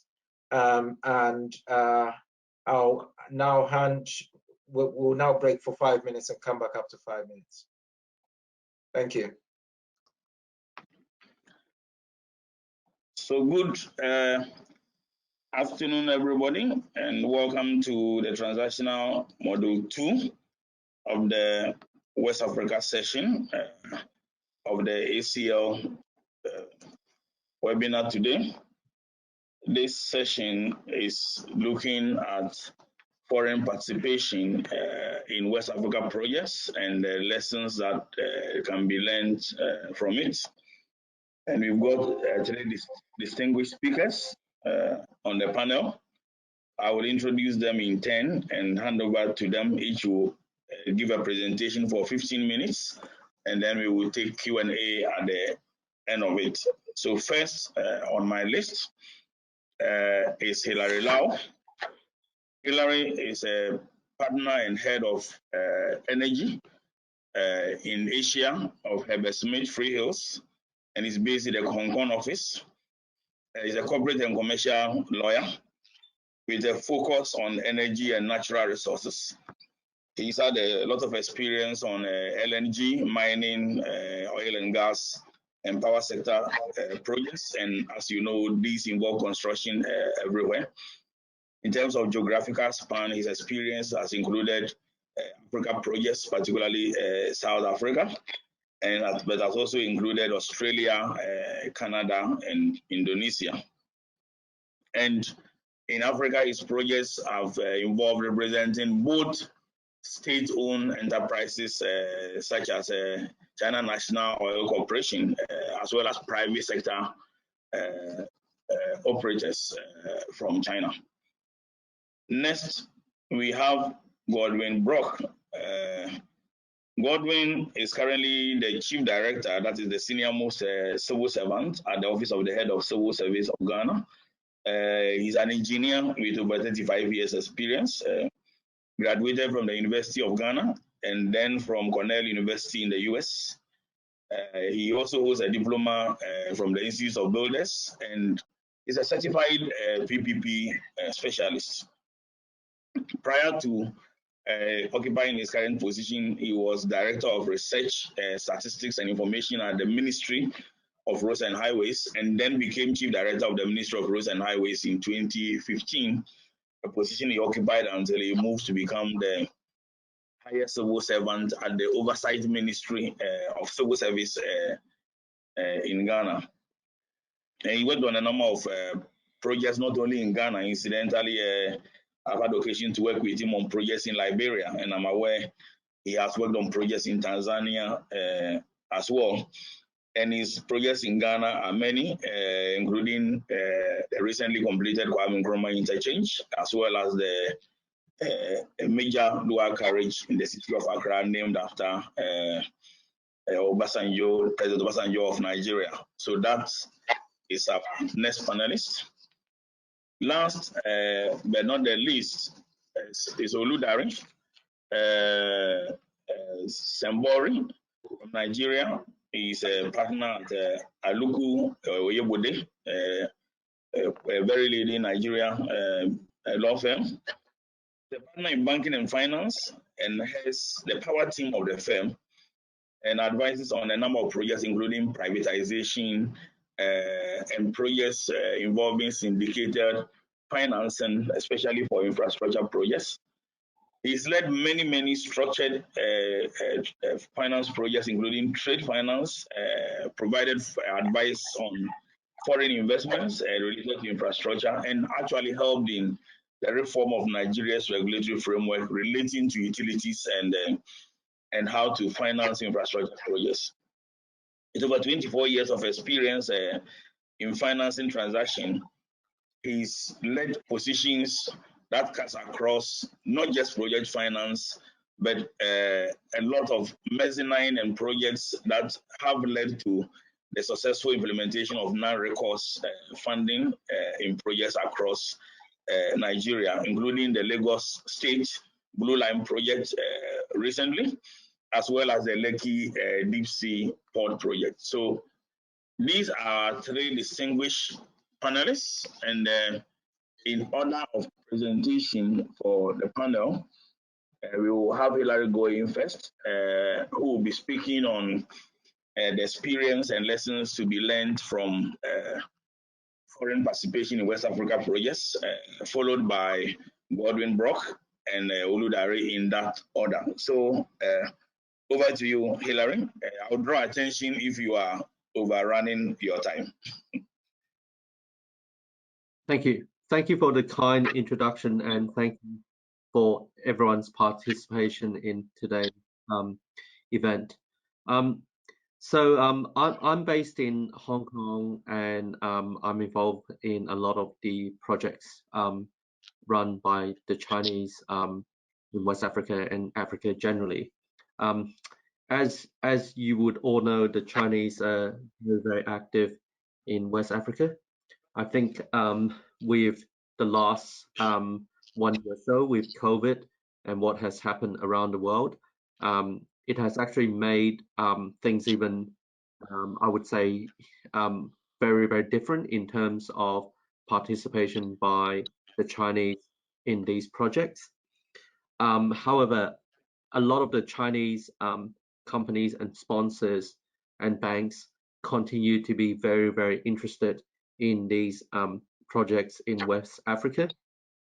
Especially, I think the Chinese companies that already have people on the ground in these countries, they have a massive advantage because it means that with the restrictions on travel and the inability to travel, if they already have teams on the ground in West African countries, it will actually make it much easier for them to be involved in projects and transactions in the energy infrastructure and other space. As some of you would have dealt with the Chinese sponsors, a lot of the times the Chinese sponsors will have a lot of, I would say, internal approvals and processes which they need to ensure are in place before they proceed with projects. And the Chinese are also very, very centralized in that most of the major state-owned enterprises would be headquartered in Beijing, with a lot of the private companies as well. They would most probably have some sort of base in Beijing, especially if they want to be dealing with the government departments in China and also the policy banks as well. So I think a lot of the projects in past and currently, they would obviously need that whole Beijing Chinese approval in terms of just the economics and the feasibility and the ability to move forward. And as I said, with the I would say inability or less ability to travel these days, those people and those companies with teams on the ground will heavily rely on those people on the ground in terms of conducting the whole due diligence, feasibility, site visits, etc. I know with the use of technology as well, some of these projects, they can obviously use other forms of on-site inspections instead of just pure, I would say, people. But I think the preference is always still to actually do some, I would say, on-the-ground site visits and due diligence. I think that is actually very, very important. So my advice would be that if you're looking to do and cooperate with any of these Chinese sponsors, I'm not saying those that don't already have a presence will not participate in projects, but I do think that those already have a presence on the ground will actually be much easier to do business with, not only in terms of, I would say, the whole face-to-face meeting and the physical on-the-ground presence, but also I would say in terms of familiarity with the country and with the policies, etc. The other thing is, if you look at the whole Belt and Road story as well, the Chinese sponsors and contractors, again, continue to carry out that whole Belt and Road policy. But I think in terms of the last couple of years compared to, I would say, 5 years ago or beyond, the Chinese banks and the Chinese sponsors generally have been, I wouldn't use the word cautious, but been a bit more careful with their money, their projects. So these days you would notice that with the Chinese sponsors and the Chinese banks and whoever is involved in these projects, they would usually carry out a bit more due diligence. And I think part of the reason is that I think obviously China still has a lot of funding and it can still, leverage off that. But I think China these days are looking at projects, and every dollar they spend or will spend, they would look at what is the best use of that $1, whether that be in Africa or otherwise. So you don't be surprised if you see that the Chinese sponsors and banks are asking for more information, they require more due diligence. And in some way, it is actually good for everyone because, as we all know, we're lawyers, okay? So lawyers would love to have more comfort, more information, more due diligence, etc. So my advice is don't feel that they are trying to either slow down the project or unnecessarily burden you with more information. I think it is really more that these days they want to actually do more due diligence and ensure that they are investing in the right project, in the right country, etc. So I would look at that as a positive step forward in terms of what the Chinese sponsors and some of these contractors are actually thinking. The other thing, as we all know, that the Chinese sponsors have been very involved, especially with some of these rail, these ports projects, and some road projects as well. My feeling is they will continue to be involved in these infrastructure projects. I think the key here is that I believe the Chinese sponsors are also looking at how these infrastructure would actually work in terms of not just, I would say, carrying the domestic, people within country and the domestic demand, but also, as you know, the Chinese are very heavily invested in terms of the other sectors such as energy, infrastructure, agriculture, consumer, etc.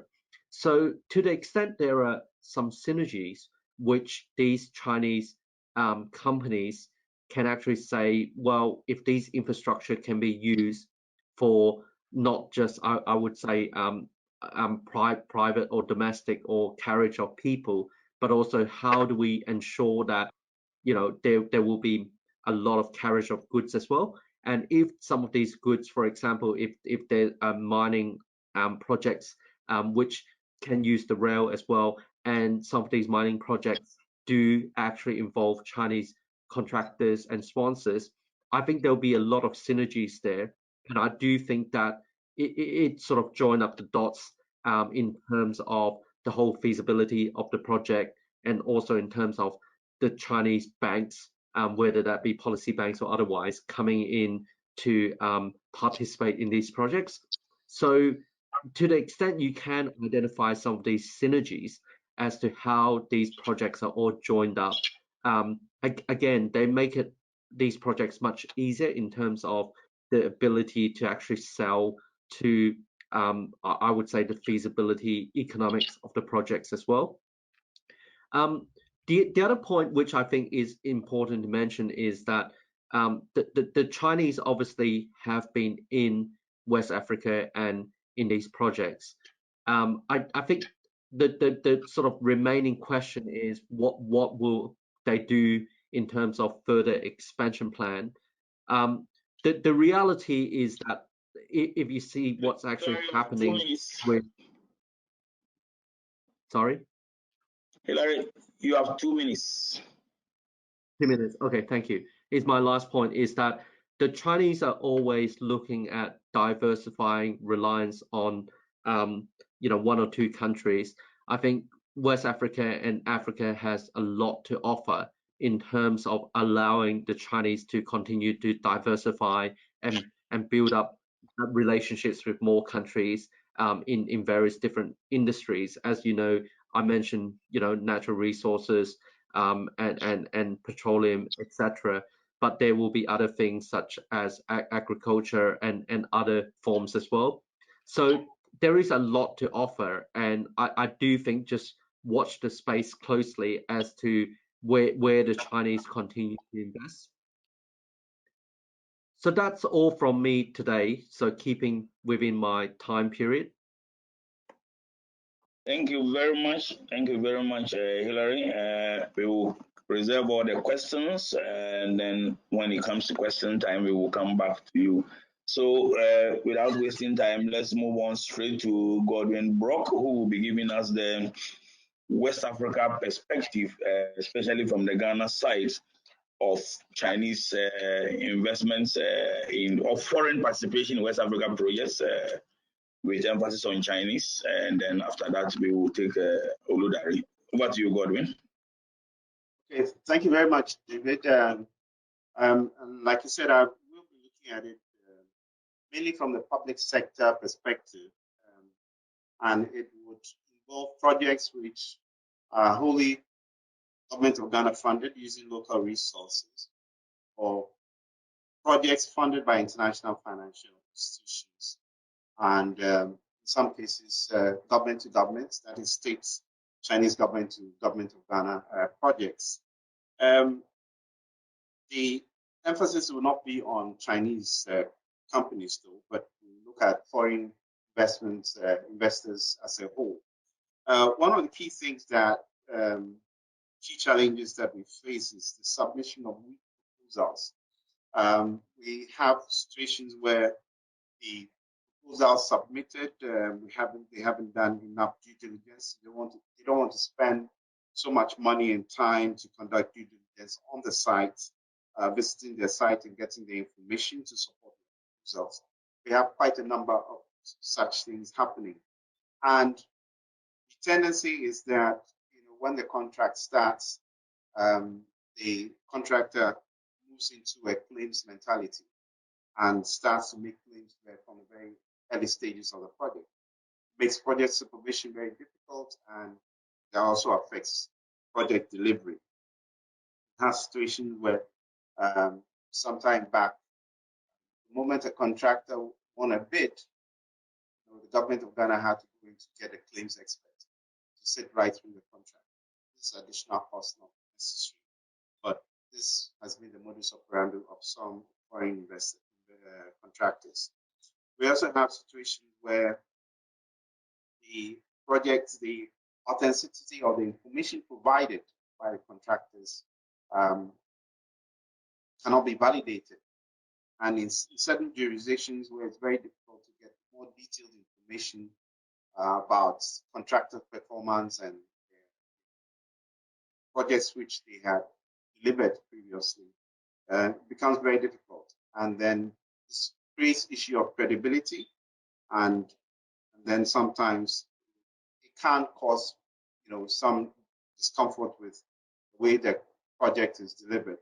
There's one case where after a slowdown or almost 9 months going through evaluation, finally when the information was validated, the contractor was blacklisted by the World Bank. So we do have such situations where proposals tend to make things difficult from the public sector point of view. Also looking at the use of political actors and supporting foreign investors in projects delivery. At the initial stages, sometimes it's not, it may be expedient for them to use them, especially when they have to assist them to get information relating to the project, local knowledge, relevant information on taxes, other local situation. And that is all well and good, but sometimes they also tend to set some subtle pressure on the technical staff, especially during evaluation. You can imagine what that is. It makes it very difficult for the technical staff, where political pressure comes to bear on the technical operations, especially during evaluation. And sometimes this can delay evaluations for quite a while. Situations where evaluations have had to be extended because the information provided is not adequate, and the direction that the evaluation results were required was not what the political situation needed. So we have situations where that kind of subtle political interference, especially when they use political actors, becomes a real problem. And you can link that to some of the issues relating to corrupt practices. I also want to speak about foreign investors and local players. Some foreign investors come in through multilateral projects funded by the World Bank or African Development Bank and bring in the equipment and get a foothold into the local market, but then start to stray into the purely local market for projects funded wholly by the government of Ghana. And this situation puts the local players at a disadvantage because they get all the advantages of the international contracts, tax exemptions, being able to import plant and equipment under favorable conditions. So when they enter into the local market, then it becomes a problem for the local players. And we have had situations where the local construction associations have been advocating for significant local content in such situations where foreign investors are playing in the local markets. This makes it difficult for the local players, and really they are not very receptive to the foreign investors who are playing in the whole local market. Of course, this applies to all foreign investors. And in Ghana, you'll find a large number of Chinese contractors who are basically almost dominant of the local market. And they've been in there for a while because they've used this arrangement of getting the advantage when they come into an international tender.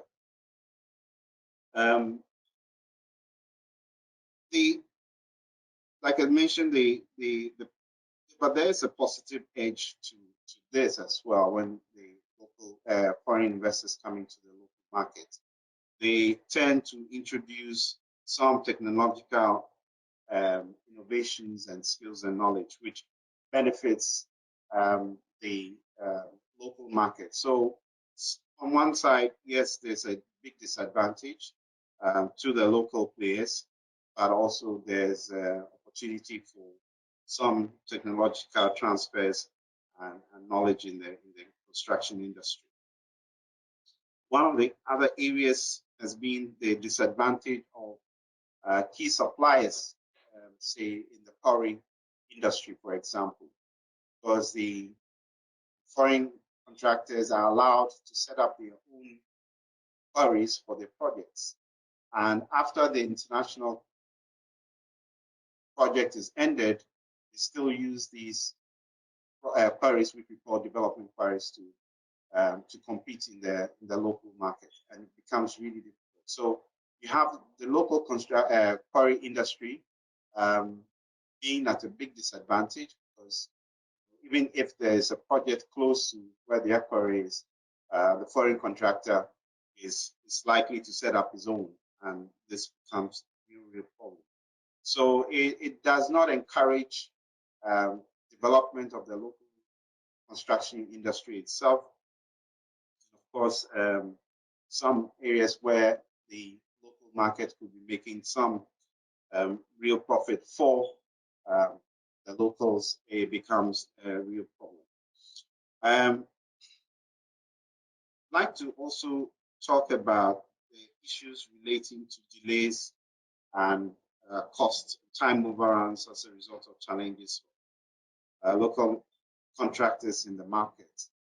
One of the key areas, like I said, is being where the importation of equipment into the country. The procedures are quite elaborate and can be cumbersome, but the foreign investors will not acquire equipment from the local market. You have 3 minutes. Okay. They will not acquire equipment from the local market. They really want to import their own equipment, and this really takes time and sometimes slows down on the project startup. I've already mentioned the issues relating to the setting up quarries. That also takes quite some time. And in projects which are basically financed through the Ministry of Finance, you can have projects delayed because of the financing arrangements and long drawn out discussions between the Contractors Bank and the Ministry of Finance. And then let me just mention the last area, which is really the lack of a strong financial sector. Local banks are very reluctant to provide financing for construction projects because of the historical situation of long delays in payments. And this affects both local contractors, it affects foreign investors. And so the lack of a strong financial sector to support construction has been one of the other areas which has proven to be a challenge both for local contractors and foreign contractors. So these are the key areas that I want to mention. It involves both Chinese and other foreign contractors, and it cuts across the board. Thank you very much. This is my submission for the time being until questions. Thank you very much, Godwin. We will move straight to our last presenter for the day before we move to Q&A, and I bring in Oludare at this stage. Olu, over to you. Olu, I think you are muted.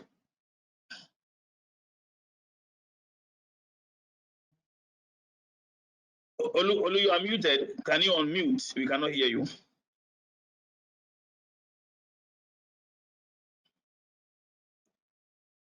No, we still cannot hear you. Can you?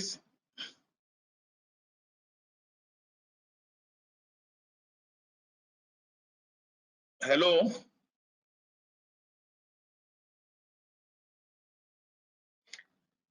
Or am I the only one? Can anybody hear Olu?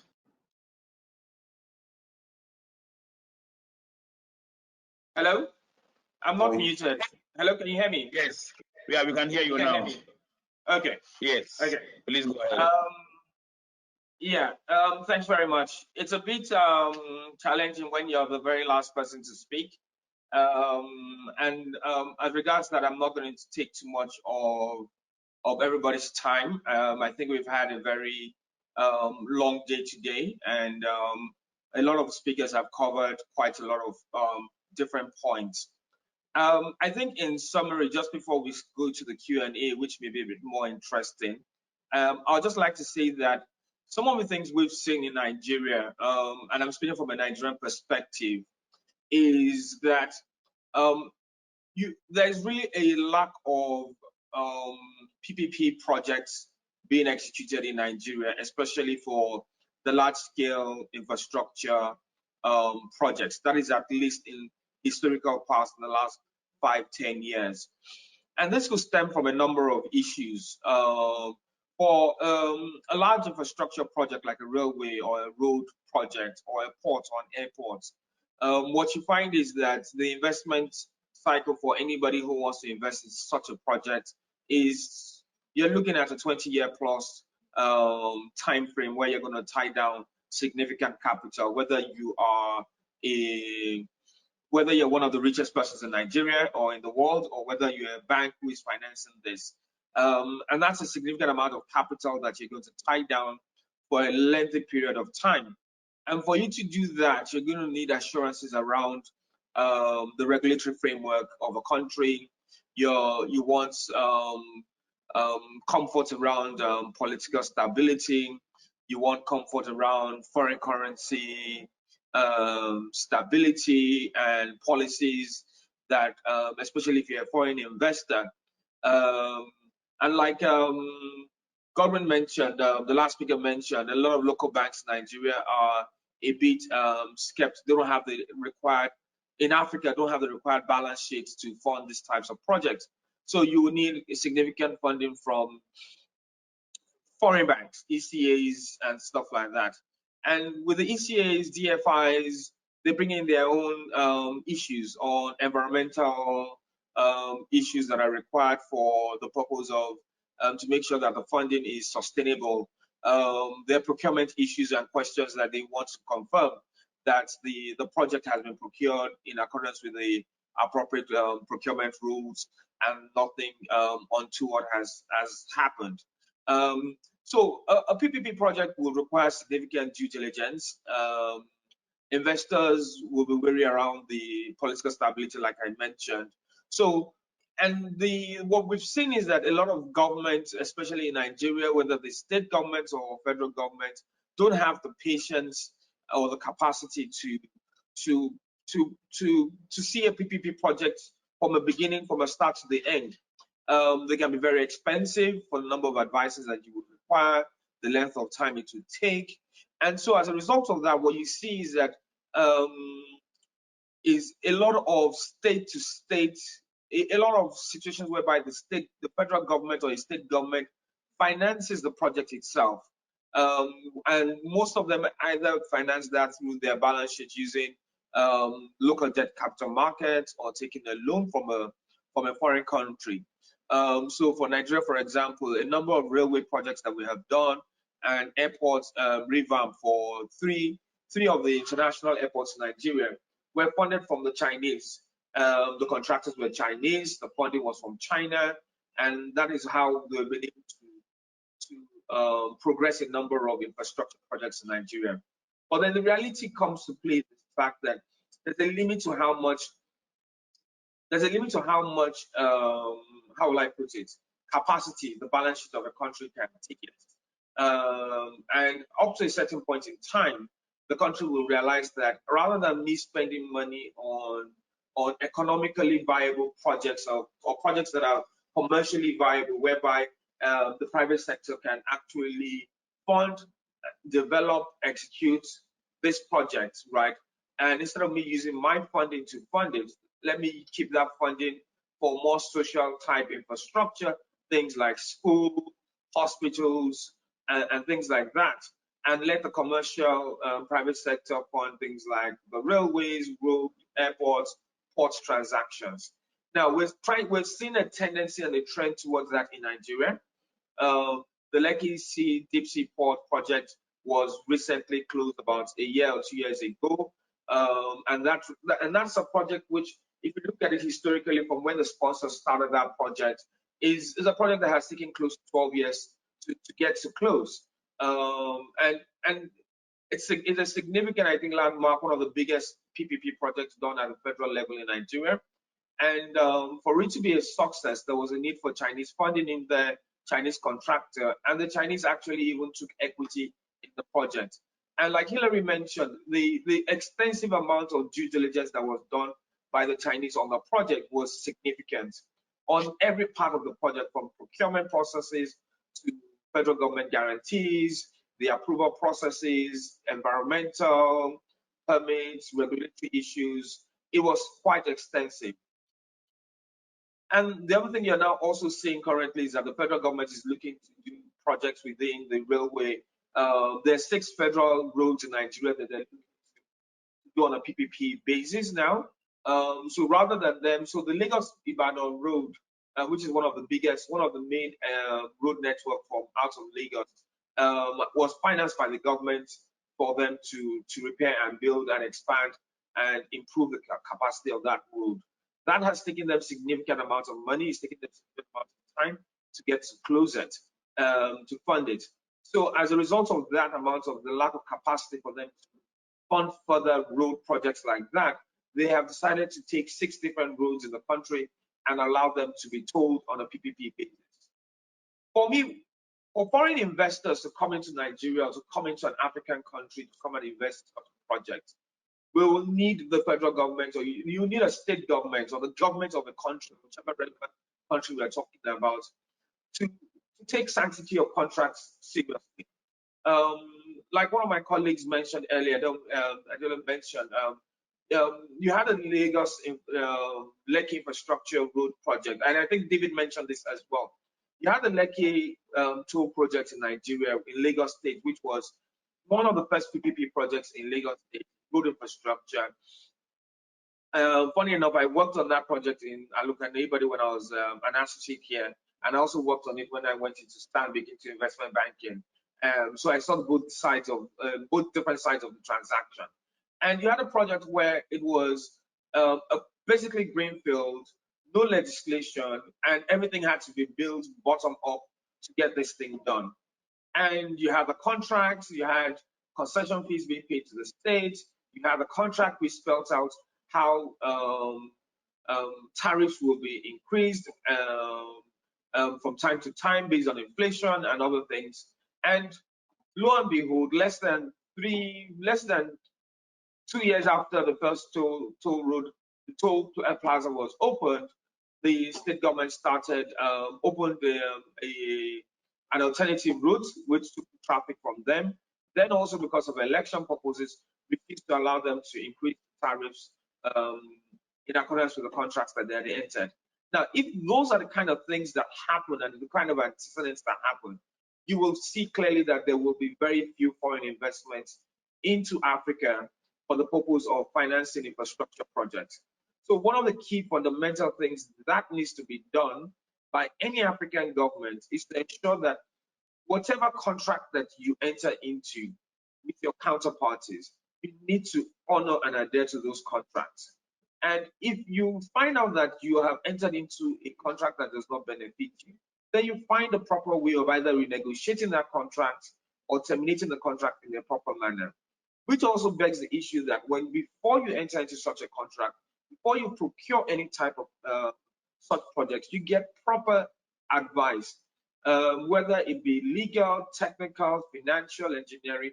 You need to get proper advice that helps you make sure that your project is on the right footing from day one. Otherwise, you realize that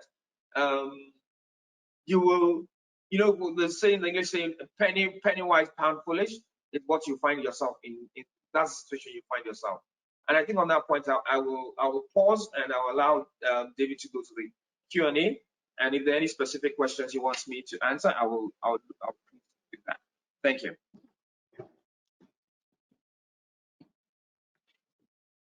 Thank you very much, Olu, and thank you to all the panelists. Before we move to the Q&A, luckily, our panelists have done well, so we may be able to have a longer time for Q&A than earlier envisaged, and we are still within time. But before we move to Q&A, just to remind the audience that you can send your questions in the chat box, so we can take it from there. So having said that, the first question already in the chat box from one of the participants is coming from Eric Mertens, and it's specifically for Hillary. It has to do with the whole idea about environment, social, and governance issues, which have now taken center stage for most transactions in construction projects regarding lenders' perspective, going beyond the traditional ESIA and now adding governance to it and even making it more stringent. There is a general talk that Chinese investors, contractors, sponsors of projects tend not to meet ESG standards. Is that the case? And if it is, how are they coping with the challenges of ESG standards in investing in West Africa or in Africa in general? Yeah, Hillary. Sure. I think it's no surprise that obviously when you read what's out in the press, you obviously see and hear a lot of that. I think, the past, I must say, has not set a very good reputation for them.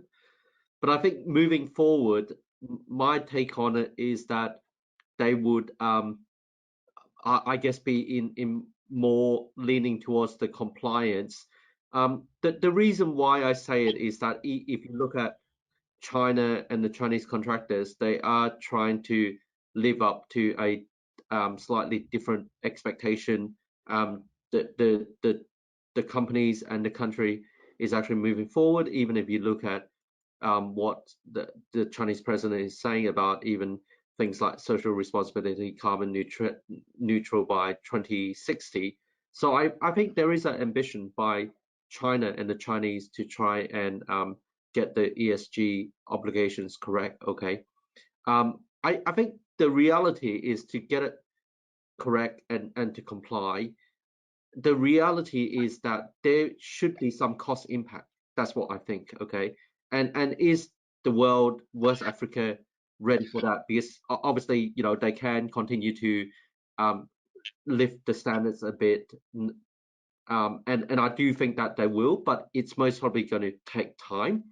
I think, if there can be financial incentives, encouragement, etc., that would actually help them as well, because I do think there is a tendency to think that Chinese contractors are the cheapest out in the market, and hence, we're going for them, etc. So that actually plays to, it's a bit of a chicken and egg situation that, it leads them to think in the wrong way. So I think the more the industry can promote that sort of thinking, to say, look, I would rather pay a bit more to get everything right, I think that will be a big incentive for the Chinese contractors and sponsors to move in that direction. Okay, I'm sure I'll come back to you because I had another question here, but let me move to Godwin for now. And specifically because you are coming from an engineer who has worked on the public sector side, your presentation paints, let me call it, a gloomy picture for me for the local industry. Whereas foreign contractors and foreign sponsors, and particularly Chinese contractors, are delivering projects and we are getting infrastructure. They're providing the financing. From what Hilary said, most of them are on the ground, so they are out competing local contractors. And from what you said, Godwin, yourself, you have a situation where even when foreign contractors set up supporting infrastructure like quarry, or even set up plant pools, and they end up being able to become cheaper and more competitive. My question is, what is being done to ensure that at the end of the day, we don't have projects delivered by foreign contractors, but completely kill the local construction industry? As I mentioned, we have these contracting associations which are trying to get the government to look at certain situations in respect of their performance. One of the key things that I mentioned earlier was payment history. It affects the local contractors a great deal. I mean, the number of local contractors who have worked and who haven't been paid over years, paints a very difficult picture for them to continue to grow. I've mentioned also that the local financial sector is not very supportive, and therefore it becomes difficult for them to find resources to deliver. You would realize that these foreign contractors, when it's tight, can't bring money from their parent companies from outside to support them. But local contractors don't have that opportunity. So basically, it is continuing to advocate and for better conditions, or if you like, well, let everybody meet the same conditions with respect to the contract conditions which have been set out for the projects, and pay contractors on time within the period set within the contract. These are areas which can help the local contractors come up. And also, basically, I mean, the more they have the ability to work, the better they will become. But if the situation stands as it is, you have one contractor being able to do only one job in about 2-3 years, and that becomes a real problem. So it's a lot of advocacy which is required on the side of the construction, the associations, to support. Okay. Okay, Olu, this comes to you. You painted a very interesting picture where, as a result of some of the experience some of the state governors have had, they have actually started financing infrastructure themselves instead of just relying on foreign funding, and nevertheless doing it with private sector role. My question to you is, knowing how hard currency challenges play a significant role in the local market, and particularly Nigeria, where the dollar and all hard currencies become a source of huge pressure on the naira. To what extent is local funding beginning to play a significant role in financing projects? And particularly, I want you to look at it from the angle of whether we are beginning to have a case or situations where the funding is coming from local taxpayers' money, but nevertheless being executed, for example, by a Chinese contractor or a foreign contractor for that matter, and then we end up exporting local currencies, using local currencies to finance hard currencies for export. Are you having that situation, and how is it being combated in Nigeria? I think you raise a very good premise, and which is the fact that whilst we are trying to drive a situation of reducing the pressure, foreign currency pressures on the naira to try and improve foreign currency, the value of your local currency. When a state government, when a government of a country actually contracts to borrow money from a foreign country in order to finance a project, right, and get a foreign contractor, right, who does that project for it, right, it is an expectation of its own foreign or whatever foreign currency reserves it has, because that money will be paid to the offshore entity who will then take it out and yeah.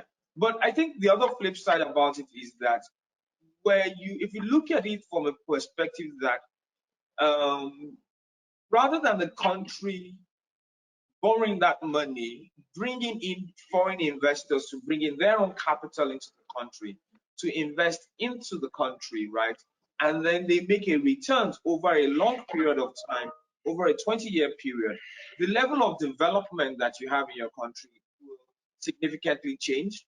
The value of your foreign currency will also, of your currency, will also significantly change, because the more foreign investments you attract into the country, the better your foreign reserves are, the better the value of your local currency are. And lastly, yes, there is also a need to make sure that you try and maximize the local funding, the ability to put local funding into projects in Nigeria. Now, Nigeria has a significant amount of pension funds that are available. And in most European countries or American countries, you do see that a lot of pension funds are put into infrastructure development, because a pension fund is looking at a return over a 20-year period or 30-year period. They're not looking at short-term gains.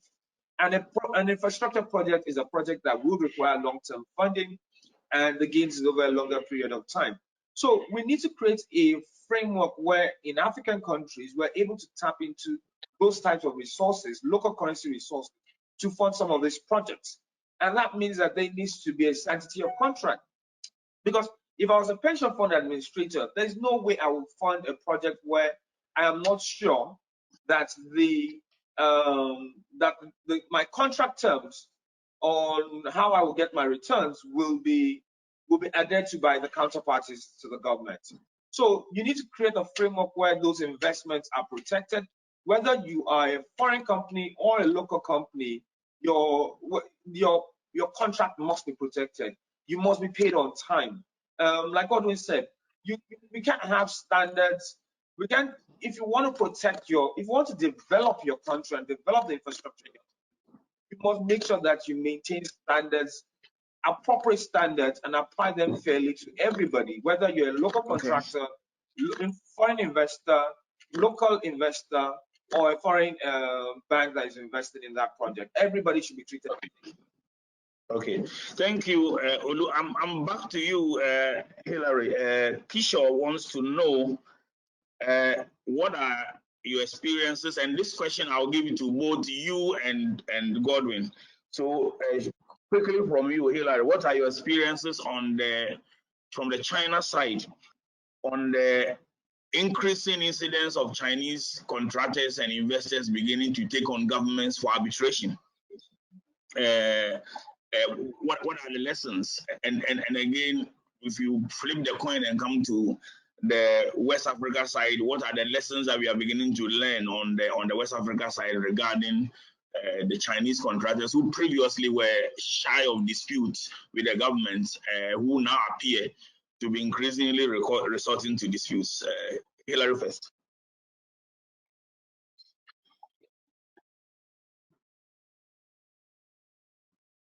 Yeah, so I do think that yeah. Chinese contractors and Chinese companies generally, is it okay now? Yes, it is. Go ahead. Yep. Okay now? Yep. So I think generally Chinese companies culturally do not like to end up in arbitration, court, or otherwise. They want to settle it amicably. So unless they really have no choice and they don't want to, have a long-term relationship, the general trend is they don't want to. I guess the key question is who is commencing the arbitration. If it's the government or the counterparty commencing against the Chinese, obviously I don't think the Chinese have a choice but to fight it. But if you are asking me the Chinese commencing against the other party, I still think culturally they don't really want to do that unless they have exhausted all other means, because that's just not their style. I think also a lot of Chinese companies, in order for them to commence dispute resolution or arbitration, they would need to convince internal management that they have a good chance of, or reasonable chance of winning, or else again, they don't really want to be going through a long process, paying lawyers, and then find out that they have lost their case. Okay, so I do think that unless they're really forced to, they are not very litigious. They're culturally still considered, I think, much less litigious than other contractors around the world, especially the Western contractors that most probably are a bit more aggressive when it comes to dispute resolution. Okay. What's your experience on that regarding Chinese resorting to disputes? Well, like Hillary said, I think it's an action of last resort. Really, I don't think any contractor really wants to go in that direction in the first instance. You really want to find the best way to resolve problems and to get your money. I think that is what every contractor would like to do. So going to arbitration or having disputes is probably one of the last areas that we want. Having said that, we should also be aware that the Chinese contractors are also getting a lot more experience in that area, and if that is a resort, the area they have to resort to get their financing or to get their funds back, then they will. But in all cases, I think that our experience shows that the Chinese contractors, probably have, as I would say, probably long suffering than the contractors from other jurisdictions. But if they have to, that would be an action of last resort. Okay, I will do my last round of questions quickly for a minute each. So Godwin, for you, from your experience, do you see that the role of foreign contractors end up delaying project commencements in West Africa because of the need to mobilize and start setting up, etc., and end up having projects have a longer time overrun than envisaged? Is that your experience? And if so, how do we deal with that? Well, yes, that is part of it, but I must admit that sometimes on the side of the public sector players, there's a lot that needs to be done by them in terms of their homework to make sure that projects can start on time. They especially for contractors who are coming into the country for the first time, that is normally the case, and you find that it's quite prevalent. But for contractors who are already in country, unless there's an issue relating to having to relocate equipment and resources from another project to start a new project, essentially you would have them starting projects on time.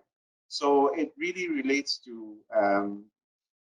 for me, contractors in country what their modus operandi is basically starting a new project when they are already running another project, and they want to split resources on the projects rather than, mobilize completely to start a new project.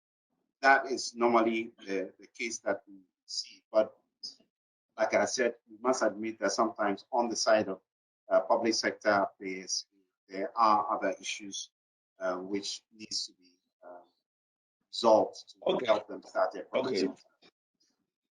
Okay, that's fine. So quickly, this to Oludare, do you see an increased incidence? I mean, this is much talked about and therefore it's almost taken for granted, but do you see this in Nigeria a lot, where the persons who are executing projects are essentially either compelled by the rules of the procurement or by the necessity of how the foreign contractor came by the project to partner with a local contractor?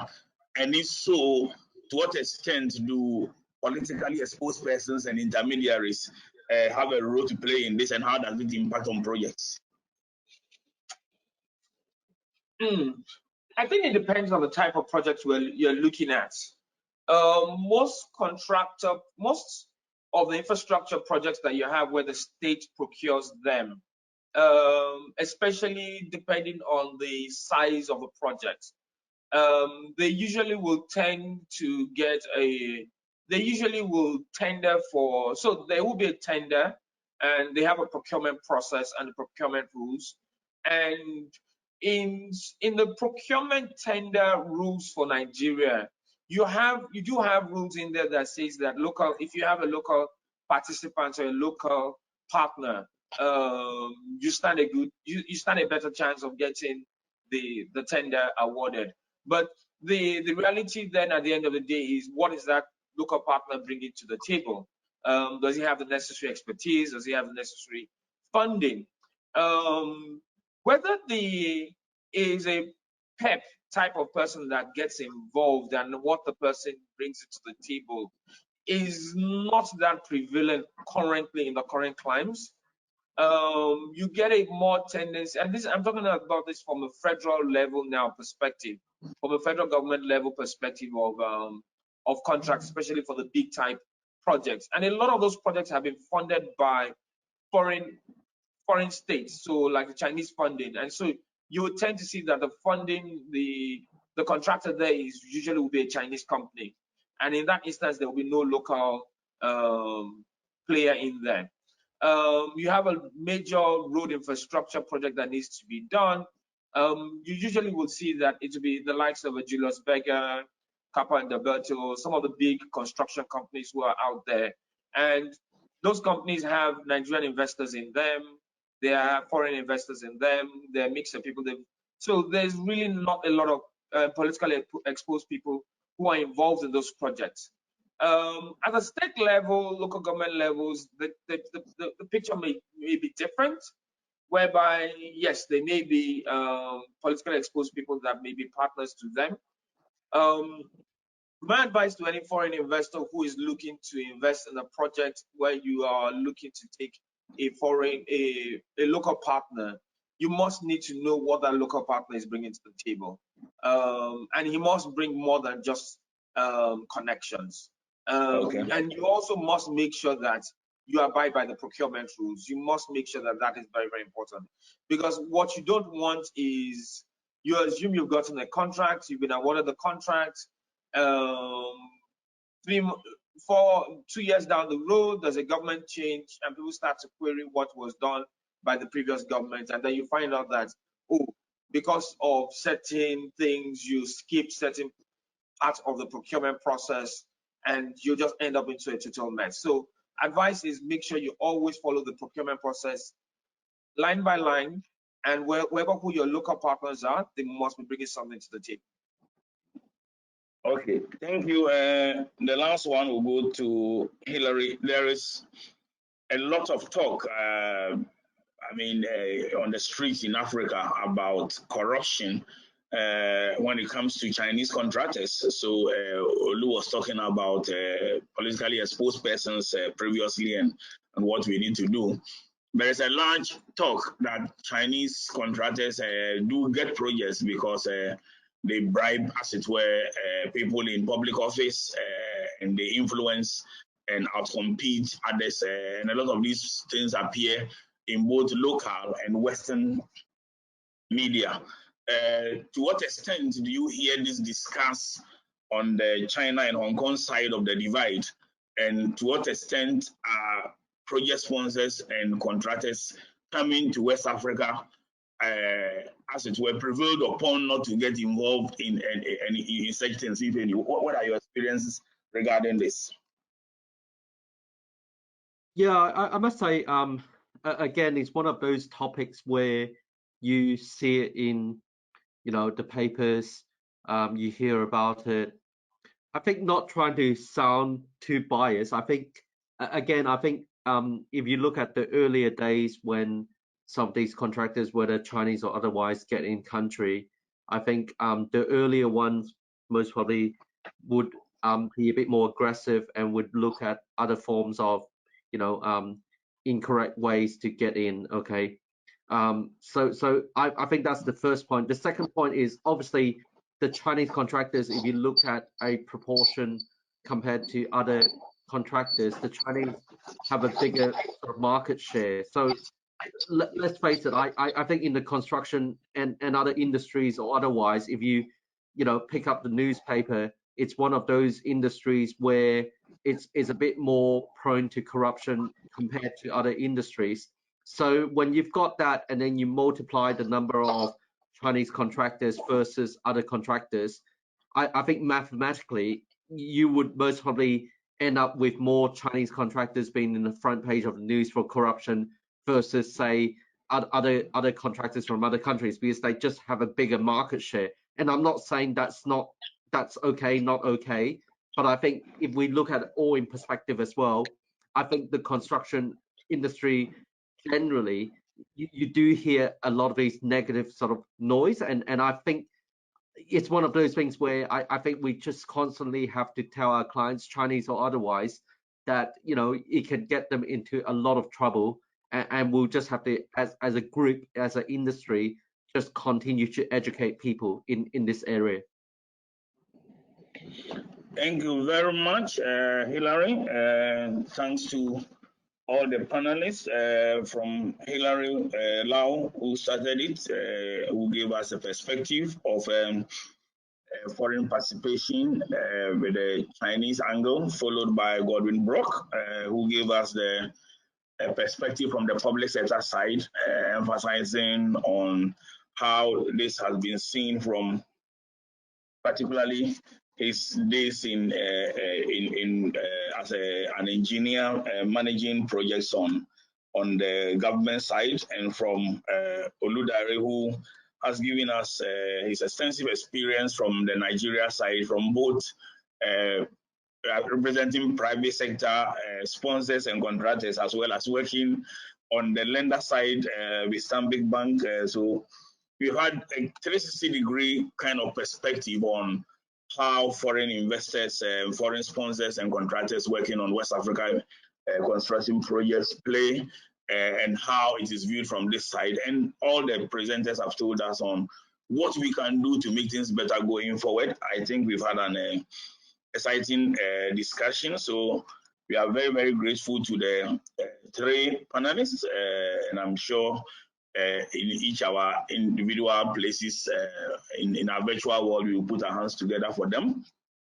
And we are also grateful for the audience participation, well over 100 people online at a point, and grateful for your questions. Let me add that not all your questions could be asked, but the organizers have assured me that the answers to the questions which will be given by the panelists will be communicated to you. So rest assured you will receive answers to these questions in a tabular form, which will be circulated by the organizers. And having said that, also be reminded that the sessions have all been recorded.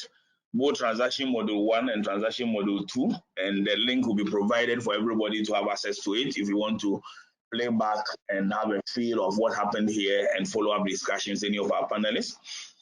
And last but not the least, let me remind everyone about the session tomorrow, which is the dispute resolution session, which starts on day 2, the disputes module, and we'll have part 1, which is the claims and management model, and part 2, which will deal with dispute resolution and enforcement model. Just so that you are aware, you need to register separately for that session using the link for registration that has been sent to you. So take note of that, that you need to register for that session for tomorrow, and we look forward to meeting all of you on behalf of the advisory board of the ACL, on which I've had the opportunity to serve, and on behalf of the entire organization, from Eversmith Freehills, Oluko Ayubode, CMCS, and all participants in the panel. We're grateful for your participation, and we look forward to seeing you tomorrow. Thank you very much, and thank you to the IT team who have supported us have this wonderful session in the past couple of hours. Thank you.